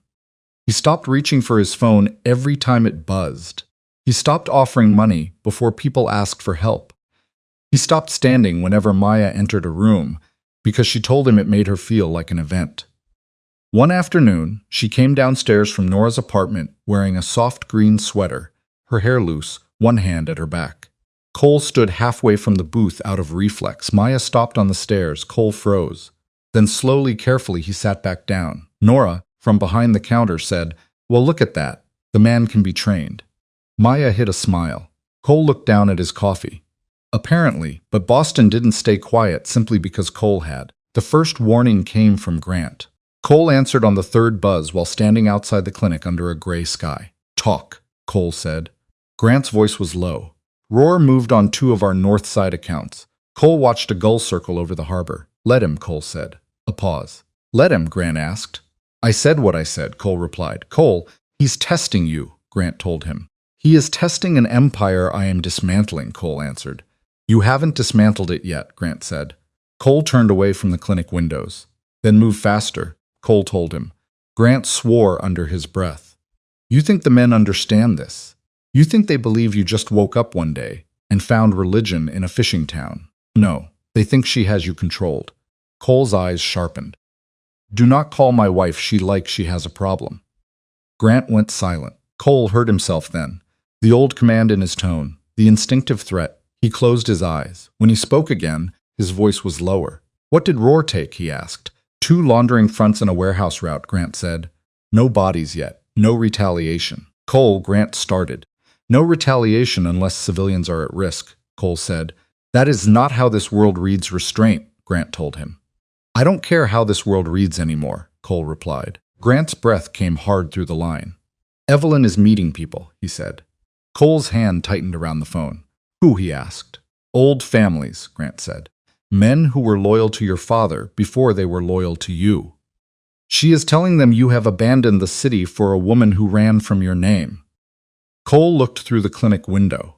Maya sat inside with Dr. Keller's nurse, laughing faintly at something on a clipboard. Pale, tired, alive. "She did run from my name," Cole said. "She had reason." Grant lowered his voice. "You need to come back." "No." "Then give me authority to make moves," Grant said. "You have authority to protect people," Cole told him. "Not pride, not territory, not money." "And if Roar comes near her?" Grant asked. Cole's eyes went flat. "That is different." Grant understood the tone. "So there is still a line." "Yes." "What happens when he crosses it?" Cole looked at his reflection in the clinic glass. Behind the reflection, Maya looked up as if sensing his attention. He softened his face before she could see the violence in it. "I try not to become what she left," he said. He ended the call. That evening, Evelyn came to Haven Point. She arrived in a black sedan just after sunset when the sky was purple over the water, and the diner windows glowed warm against the cold. Cole saw the car from his room at the inn. He knew before the door opened. Some people entered a place by arriving. Evelyn entered by claiming. She stepped onto the sidewalk in a dark wool coat, pearls at her ears, hair pinned smooth despite the coastal wind. The driver remained by the car, eyes forward. Cole met her outside the inn. "Go home," he said. Evelyn smiled faintly. "You look tired. You look unwelcome," he replied. Her eyes moved over him, taking in the wrinkled shirt, the unshaven jaw, the man stripped of polished rooms and obedient staff. "This town has made you rude," she said. "No," he answered. "My wife did that when she told the truth. Evelyn's mouth tightened. Your wife has made you vulnerable. My wife made me aware I already was, Cole told her. A fishing truck rolled by, spraying water from the curb. Evelyn glanced at it with distaste. Men are circling Boston. Roar is not the only one. The Duca brothers are asking questions. Your councilman is nervous. Half your lieutenants are wondering if Grant is the real authority now.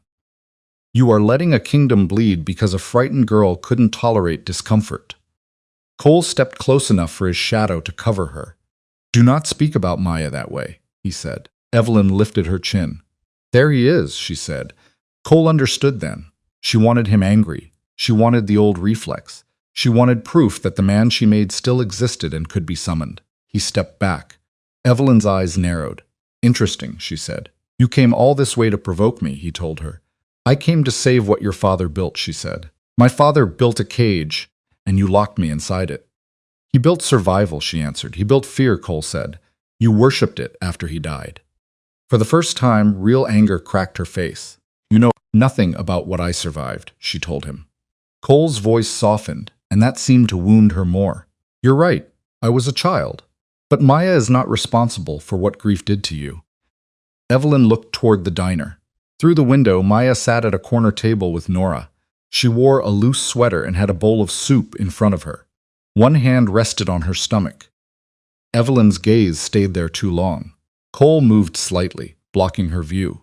No, he said. I have a right to speak to the mother of my grandchild, she told him. You lost that right, Cole answered. Rights are not yours to grant, Evelyn said. With my family they are, Cole replied. Evelyn looked back at him. Your family. The words carried poison. Cole didn't flinch. Yes, he said. Maya agreed to meet Evelyn the next morning, but not alone. Nora's diner was full of witnesses by design. Sheriff Lane sat at the counter with coffee. Dr. Keller occupied a booth near the window with paperwork he wasn't reading. Nora moved between tables like a general in an apron. Maya sat across from Evelyn in the back booth. Cole stood near the door until Maya looked at him. Sit, she said. There was no warmth in the word, but there was trust enough to ask. Cole sat at the next booth, close enough to hear, far enough not to speak for her. Evelyn removed her gloves with deliberate grace. You look unwell, she said. Maya smiled without humor. Funny. Last time you saw me, I was just weak. Evelyn's eyes cooled. I said you were unsuited to the life my son leads, she told her. No, Maya replied. You said I would ruin him. If he continues this path, I may have been correct, Evelyn said. Maya's hand tightened around her mug. Cole started to rise. Maya didn't look at him. Sit down, Cole, she said. He sat. Evelyn noticed. A flash of something passed over her face. Disbelief, perhaps, or fear. Maya leaned forward. You don't get to come here and pretend this is concern, she said. You knew I was pregnant. You knew I was sick. You hid things from your own son because you thought my fear was inconvenient. I protected him, Evelyn said. You protected his power, Maya answered.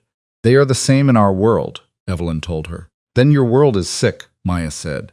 Evelyn's lips parted slightly. The diner seemed to quiet around them. Maya continued, voice low but steady. I loved him when he forgot how to be gentle. I defended him when people called him dangerous. I waited in rooms where I should have left. So do not sit there in your pearls and tell me I don't understand loyalty. Evelyn's face hardened, but her eyes flickered. You think love is enough because you have never buried a husband, she said. Maya's expression changed. For a moment, even Cole felt the old wound under his mother's words. No, Maya said softly, I haven't, and I am sorry you did. But you buried him, and then raised your son like he was next. Evelyn went still. Maya's voice trembled but didn't break. You taught him tenderness was a trap. You taught him guilt was weakness. You taught him that control was the only safe kind of love.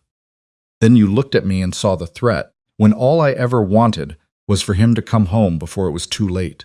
Evelyn looked toward Cole. He didn't save her from the truth. He only watched the woman he had failed speak with more courage than anyone in his old world had ever shown. Evelyn stood. This town has made you all sentimental, she said. Nora appeared beside the booth with a coffee pot. No, honey, Nora said. It just made us decent. A sound moved through the diner. Not laughter exactly. Something warmer. Something that closed ranks around Maya. Evelyn looked at Cole one last time. When Boston collapses, do not expect mercy from the men you taught to fear you, she said. Cole stood. Then I no longer expect fear to hold what love should have protected, he answered. Evelyn's eyes filled with contempt, but beneath it was something lonelier. You are choosing her over your blood, she said. Cole looked at Maya, then at the curve of her stomach. No, he said. I am choosing my blood before it becomes like us. Evelyn left without another word. The black sedan disappeared down the harbor road, but the damage she carried didn't vanish with her. 2 nights later, the message came. Maya found it first. She had gone downstairs before dawn because she couldn't sleep.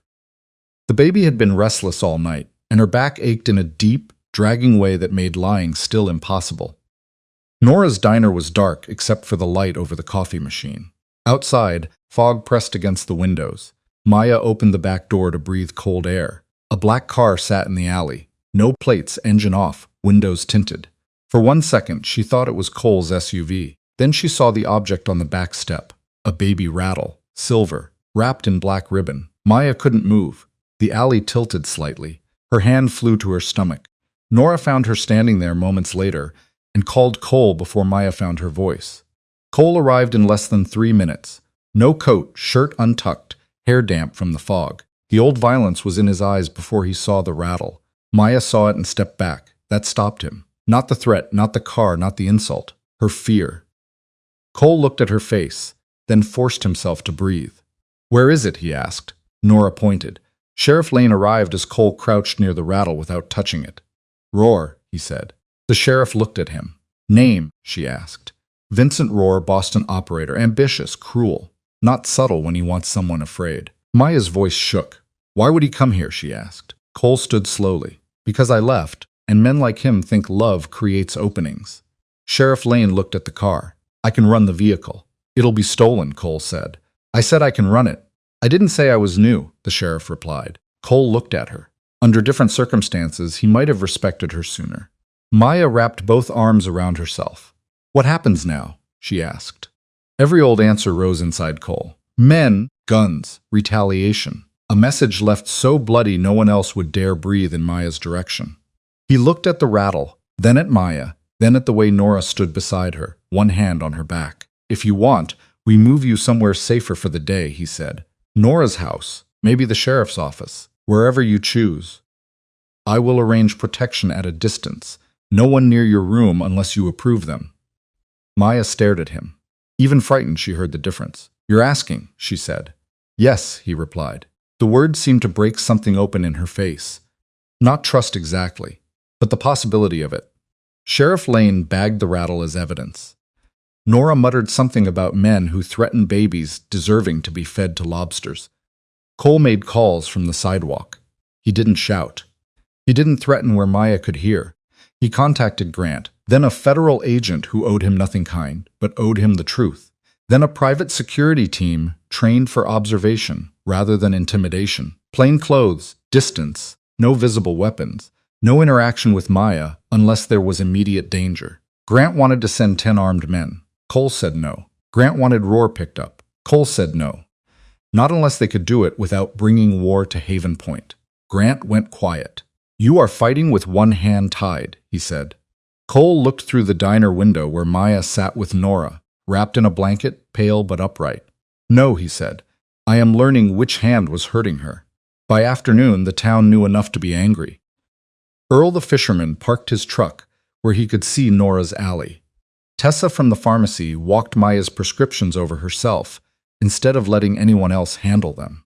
Calvin the dishwasher offered to stay late and sleep in the stockroom with a baseball bat until Nora told him bravery didn't make him bulletproof.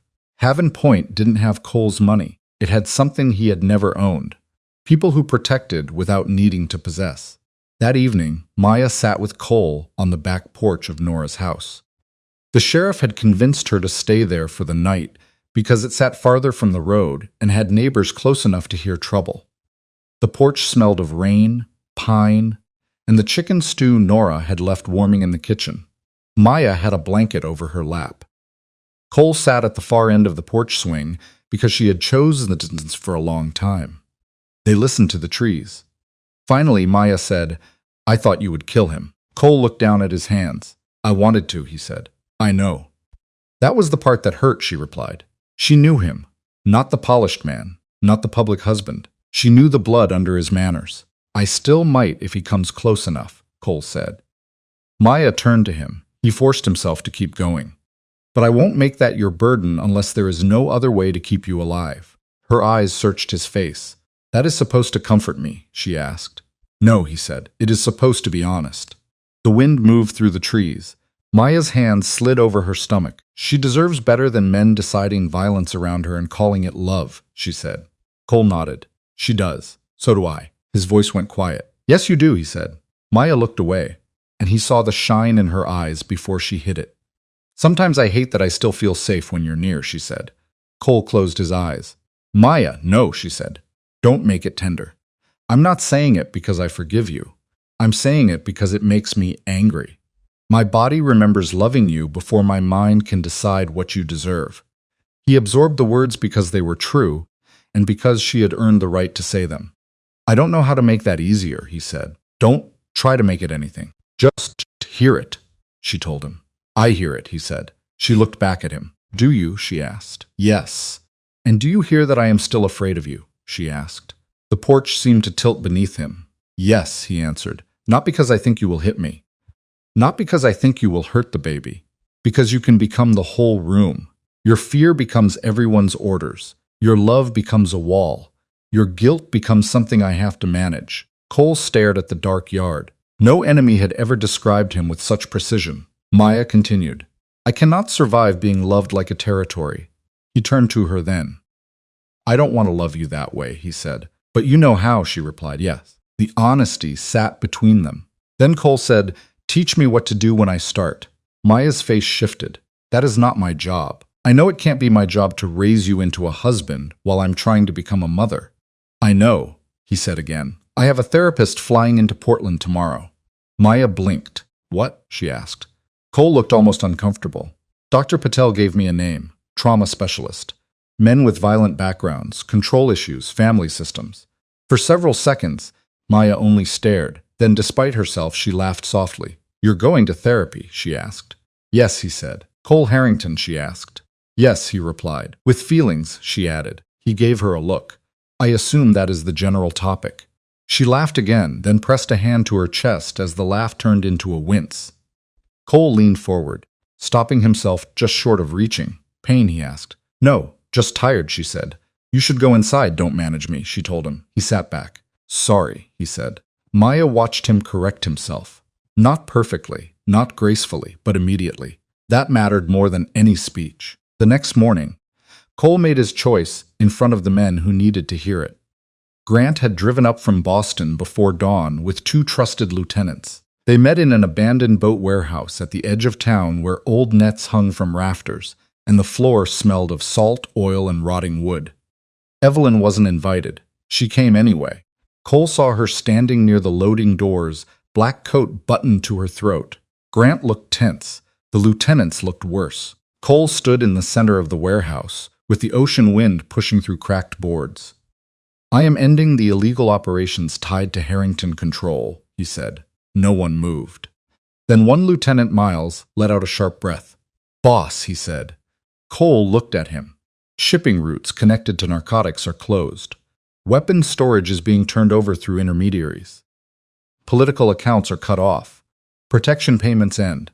Any legitimate business stays clean or gets sold. Miles stared as if Cole had shot him. Grant's face was unreadable. Evelyn spoke from the doorway. You sound like a man confessing to priests who are not here, she said. Cole didn't turn. I am not confessing. I am cleaning the nursery. That made Grant look away. Evelyn walked farther in, heels clicking against the concrete. You dismantle this, and you do not simply walk into sunlight, she said. Men will come for what remains. Men will come for you. They will come for her. Cole turned then. They already did. And you think restraint will save you, she asked. No, he said. I think becoming worse than them will cost me the only life I still want. Evelyn's eyes flashed. Your daughter will inherit ashes. My daughter will inherit a father who chose not to make her childhood a throne room full of ghosts. Grant finally spoke. This will create a vacuum, he said. Then we control the collapse, Cole replied. Collapse is not controlled, Grant told him. Cole looked at him. Then we reduce the blast radius. Miles shook his head. Roar won't stop. No, he won't, Cole said. Then give the order, Miles told him. Cole stepped closer to him. If Roar moves on Maya or the baby, we defend. If he moves on money, let him choke on it. I am done treating cash like blood and blood like weather. The men looked at one another. Something shifted. Not agreement. Not yet. But recognition. This was not grief talking. This was command wearing a different shape. Grant nodded once. I'll handle Boston, he said. Evelyn looked at him sharply. You would follow him into ruin, she asked. Grant looked at her. I followed him through worse when we called it business. Evelyn's expression turned cold with betrayal. Cole walked past her toward the door. She caught his arm. For a moment, she wasn't the queen of anything. She was simply his mother, fingers tight around his sleeve. Cole, she said. He stopped, her voice lowered. You think this woman can save you? She cannot. One day she will see all of you, and she will leave again. Cole looked down at her hand, then gently removed it. She already saw all of me, he said. That is why she left the first time. He walked out into the coastal wind. By late afternoon, the weather changed. The sky lowered over Haven Point until the clouds seemed to press against the rooftops. The radio at Nora's diner crackled with storm warnings. Heavy rain, coastal flooding, dangerous winds by nightfall. Roads toward Portland could close if the river rose over the bridge. Dr. Keller called Maya after the second warning. Cole was in the diner when her phone rang. Maya listened, one hand resting on the counter. Her face tightened. How soon? She asked. Nora stopped wiping a table. Cole stood slowly. Maya nodded into the phone. I understand, she said. She hung up. What did he say? Nora asked. Maya looked toward the windows where the first hard rain had begun to strike the glass. He wants me closer to Portland before the roads flood. Cole reached for his coat. Maya looked at him. He stopped. Do you want me to drive? He asked. The question was simple. It cost him more than anyone in the diner knew. Maya opened her mouth. Then her body went rigid. One hand flew to her stomach. The other gripped the counter. Nora dropped the towel. Maya, she said. Maya's breath came sharp. Cole moved one step, then stopped when she squeezed her eyes shut. A dark line of fear passed through the room. He said quietly, Tell me what's happening. She looked down. Water spread across the floor at her feet. For a second, no one spoke. Then Maya lifted her eyes to Cole's. Her voice was barely more than air. She's coming. Thunder cracked over the harbor. Nora grabbed the phone. Cole stood in the middle of the diner with every old instinct screaming for control, and every new lesson forcing him to stay gentle. Maya reached for him. This time he didn't hesitate. He took her hand exactly as she offered it. No tighter. No more. And the storm swallowed the town around them. Maya's hand was cold in Cole's. That was the first thing he noticed. Even before the thunder. Even before Nora's voice cracked as she called Dr. Keller. Even before Sheriff Lane's patrol lights swept red and blue across the diner windows. Cold fingers. A tight grip. A woman trying not to panic because panic would make her heart work harder. Cole lowered himself in front of her. One knee on the diner floor, the other bent beneath him. Rain beat against the glass behind her. Somewhere outside, wind dragged a trash can across the alley with a hollow metallic scream. Maya's face had gone pale, but her eyes stayed open. Focused. Fighting. Look at me, Cole said. She did. He wanted to say the old things, the useless things. You're fine. Nothing will happen. I won't let it. But she had asked him not to lie. So he swallowed every false comfort and gave her the only truth he had. I'm here. Her breath shook. That's not enough, she said. I know, he replied. Another pain crossed her face. Her fingers crushed his. Cole let her. For once, he didn't mistake being needed for being in charge. Nora rushed back with towels, her phone pressed between her shoulder and ear. Sam is on his way, she said. Roads are flooding near the bridge. Sheriff is calling the ambulance. Maya closed her eyes. The baby is too early, she said. Cole looked at Nora, then back to Maya. Dr. Keller has a plan. Maya gave a weak, frightened laugh. Plans break, she said. Yes, Cole said. Then we make another one. Her eyes opened again. Don't become him, she told him. The words landed low in his chest. She didn't mean a stranger. She meant the man from Boston. The man who turned fear into orders and love into locked doors. Cole nodded. I won't. The front door burst open. Sheriff Lane entered first, rain dripping from her jacket, followed by Dr. Keller, carrying a medical bag and wearing the expression of a man who had already measured the odds and disliked every number. He knelt beside Maya. How far apart are the contractions? He asked. Nora answered because Maya was breathing through another one. 4 minutes, maybe less. Dr. Keller checked her pulse, then her blood pressure. His face tightened in a way Cole didn't miss. Cole's voice dropped. Say it, he said. Dr. Keller looked at Maya, not Cole. Your pressure is high, the doctor said. Your pulse is irregular. We need to move you now, Portland, Maya asked. Yes. Sheriff Lane shook rain from her sleeve. Road's half underwater already, she said. Ambulance can try the inland route, but it'll take too long if the old bridge closes. Cole pulled out his phone. Every eye in the diner turned toward him. He looked only at Maya. There is a private medical helicopter stationed outside Portland, he said. I arranged it. It can land at the school field if the wind allows. Maya's breathing turned shallow. Can they fly in this? She asked. They will decide, he said. Not me, that answer mattered. Dr. Keller stood. Call them, he said. Cole did. His voice changed the moment the line connected. It became sharper, cleaner, carved from urgency. Not loud, never loud. Men like Cole didn't need volume to move the world. He gave coordinates, weather conditions, patient status, cardiac risk, pregnancy stage, landing site options. Then he stopped and listened. Outside, thunder rolled over Haven Point like the sky splitting open. Cole's jaw tightened. How long? He asked. He listened again. No, you do not wait for the storm to clear, he said. You assess the school field and you tell me if it is possible. Another pause. Then his eyes flicked to Dr. Keller. 20 minutes if they can lift. Maya winced. Cole crouched in front of her again. They can get you there. Her eyes filled with tears. I'm scared, she said. I know, he told her. Don't tell me she'll be okay. His throat tightened. I won't, he said. Don't tell me I'll be okay. He could barely get the words out. I won't, he said. Another contraction hit. Maya bent forward, gasping, her forehead almost touching his shoulder.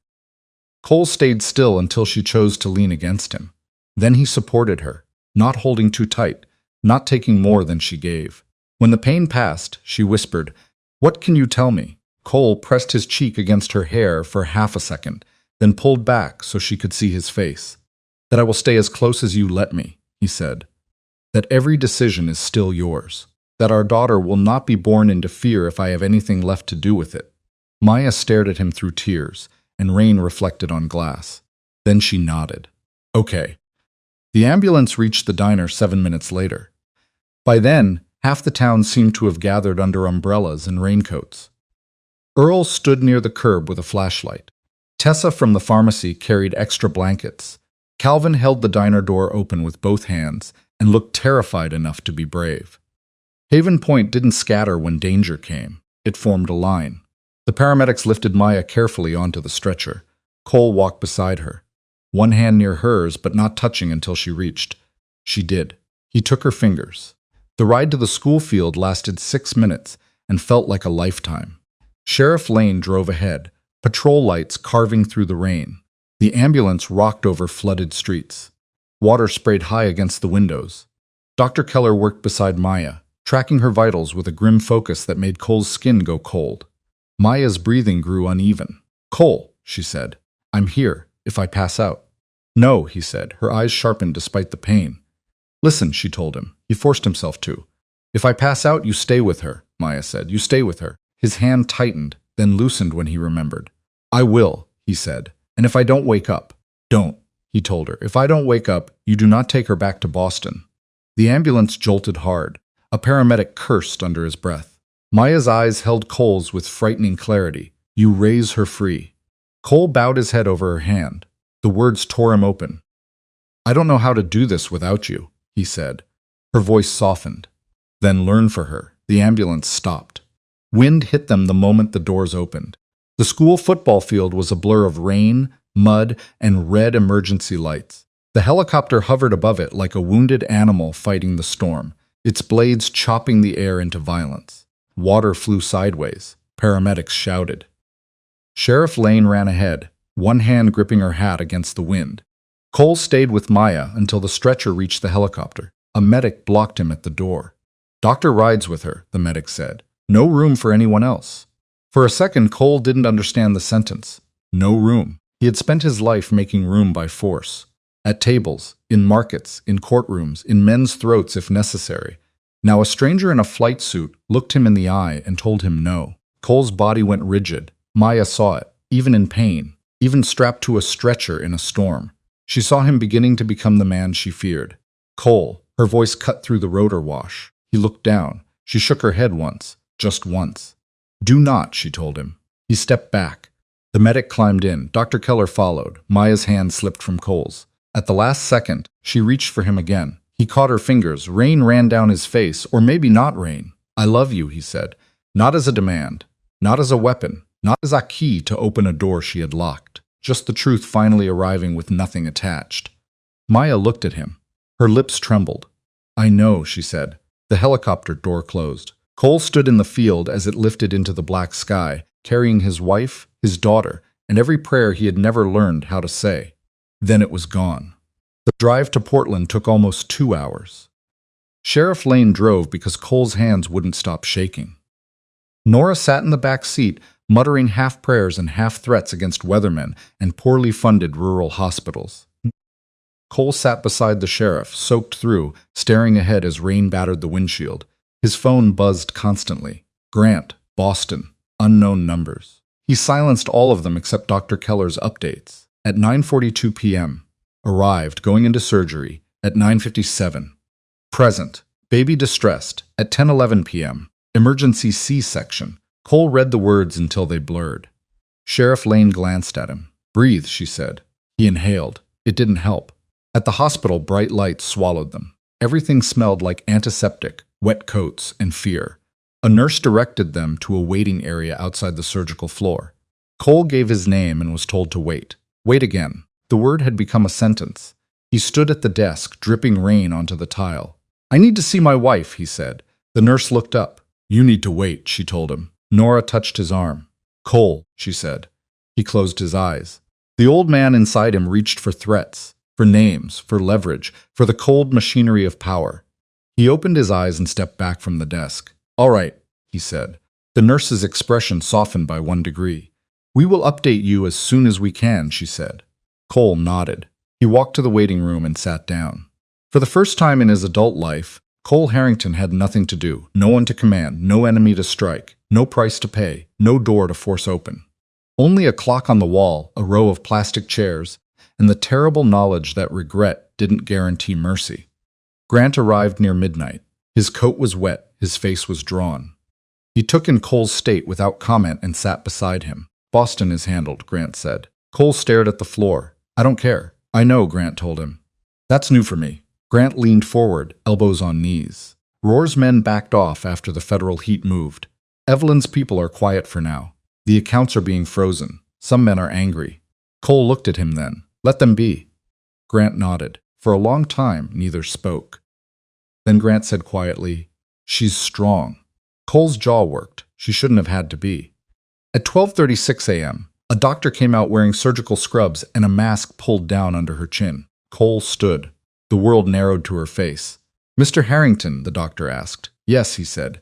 I am Dr. Reeves. Your daughter has been delivered. She is premature, but she is alive. The neonatal team has her in the ICU. Cole's hand closed over the back of the chair. And Maya, he asked. Dr. Reeves' expression changed. Not enough for anyone else to panic. Enough for Cole to die standing. Your wife suffered significant cardiac complications during delivery. Her heart rhythm became unstable twice. We were able to bring it back, but she is critical. She is being moved to the ICU. The words didn't enter all at once. They came apart. Alive. Complications, twice. Critical. Cole stared at the doctor. Can I see her? He asked. Not yet. His voice was raw. Can I see my daughter? Dr. Reeves nodded. A nurse will take you. The ICU was quieter than Cole expected. He thought it would be frantic, full of alarms and running feet. Instead, it was controlled, dim, and full of small, stubborn lives inside clear plastic walls. A nurse led him to an incubator near the middle row. There she is, she said softly. Cole stepped closer. His daughter was impossibly small. Dark hair lay damp against her head beneath a tiny pink cap. A breathing tube rested at her nose. Wires crossed her chest. Her fists were curled near her face, delicate and defiant. Cole placed his hand against the glass. The ring in his pocket pressed against his thigh like a memory. He had once believed legacy meant a name carved into buildings. Fear carried across generations. Men lowering their eyes when his child entered a room. Now he looked at his daughter and understood legacy could be a room without shouting, a house without locked emotional doors, a childhood where love didn't arrive with conditions. The nurse checked a chart. "Do you have a name?" she asked. Cole didn't look away from the baby. "That is her mother's choice," he said. The nurse smiled gently. "Then we will wait." Cole stayed there until his legs went numb. When he finally reached ICU, Maya was surrounded by machines. Nothing in his life had prepared him for the sight of her like that. She looked too still, too pale. A tube near her mouth, lines in her arms, monitors counting what his eyes couldn't trust. The room hummed and beeped with a mechanical patience that felt cruel. Cole approached the bed slowly. He didn't touch her at first. Permission even now mattered, so he pulled a chair close and sat beside her. Her hand rested on the blanket bruised from IV lines. He placed his hand near hers, close enough that if she woke and wanted him, she could choose. "I saw her," he whispered. Maya didn't move. "She's tiny, angry. I think she has your fight," he told her. The monitor kept its rhythm. Cole swallowed hard. "I told them you would name her." "I didn't take that." His voice broke. "I'm trying, Maya." No response. He leaned forward, elbows on his knees, and for the first time since he was a boy standing beside his father's casket, Cole Harrington prayed. Not elegantly, not with words he trusted. Just one sentence repeated in the dark. "Take anything else." Maya woke 2 days later. Cole was asleep in the chair beside her bed, unshaven. Still wearing clothes Nora had forced him to change into after telling him he smelled like rain, hospital floor, and guilt. There were no flowers filling the room, no guards at the door, no grand display. Just one paper cup of cold coffee, Maya's medical chart, and Cole folded forward with exhaustion, his hand resting near hers but not touching. Maya watched him for a while. Her throat hurt. Her body felt foreign. Her chest ached deeply, as if every breath had to ask permission before entering. She tried to speak. Only a rasp came out. Cole woke instantly. His eyes opened, and for 1 second he looked lost. Then he saw her. Everything in his face broke. He didn't grab her hand. He didn't call for everyone at once. He leaned closer, careful and shaking. "Maya," he said. Her lips moved. He bent nearer. "Is she alive?" she asked. Tears filled his eyes. "Yes." Maya closed her eyes. A tear slid into her hair. "Is she okay?" she asked. "She's fighting." "Good." Cole smiled through something that looked like grief. "She gets that from you," he said. Maya looked at him then. Really looked at the hollow cheeks, the red eyes, the restraint in his hands. He looked like a man who had been brought to the edge of every fear and left there long enough to understand the view. "Did you hold her?" she asked. "No," he said. Maya's brow tightened. "Why?" she asked. "I was waiting for you." Her eyes softened, then filled again. "That was stupid," she told him. A weak laugh escaped him, almost a sob. "Probably," he said. Maya closed her eyes for a moment. When she opened them, her voice was still thin but steady. "If we try again, it won't be in Boston." Cole nodded immediately. "Okay," he said. "You don't answer before you think," she told him. He stopped. Then he thought.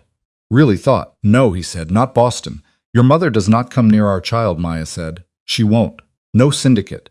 I am dismantling it. No blood money in her nursery." "I understand," he said.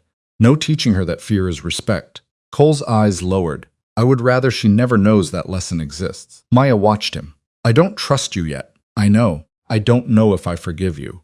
"I know," he said again. "I hate that part of me still loves you," she told him. His face tightened with pain, but he didn't reach for comfort. "I will not use that against you," he said. "You did before," she reminded him. "Yes," he agreed. That answer mattered because it didn't dodge the wound. Maya looked toward the window. Morning light filtered through the blinds, pale and clean. "I want to see if I can believe you," she said. Cole nodded. "That is more than I deserve," he told her. "Yes," Maya whispered. "It is." 3 days later, Maya was wheeled into the ICU. Cole walked beside the chair, but didn't push it until she looked up and gave a small nod. His hands closed around the handles gently, as if even the chair had boundaries. The nurse led them to the incubator. Maya saw her daughter and covered her mouth. The baby was small. Smaller than dreams should be allowed to become. But she was alive. Her tiny chest rose and fell. Her fingers opened and closed like she was already arguing with the world. Maya placed one hand against the glass. Cole stood beside her, silent. For a long moment, There was only the sound of machines and Maya's uneven breathing. "Hope," she said. Cole looked at her. Maya didn't look away from the baby. "Her name is Hope. Elise Harrington." Cole swallowed. "Hope. She came when everything was breaking." "And Elise?" "My mother's middle name," Maya said. "I want her to inherit something gentle." Cole nodded. "Then she will." Maya turned her head slightly. "You don't get to promise that like it's easy." "No," Cole said.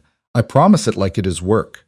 That answer stayed with her. 1 year later, Haven Point had learned to stop staring every time Cole Harrington walked down Main Street with a baby strapped to his chest. Mostly. Earl still made comments about the shoes, though Cole had traded most of them for boots.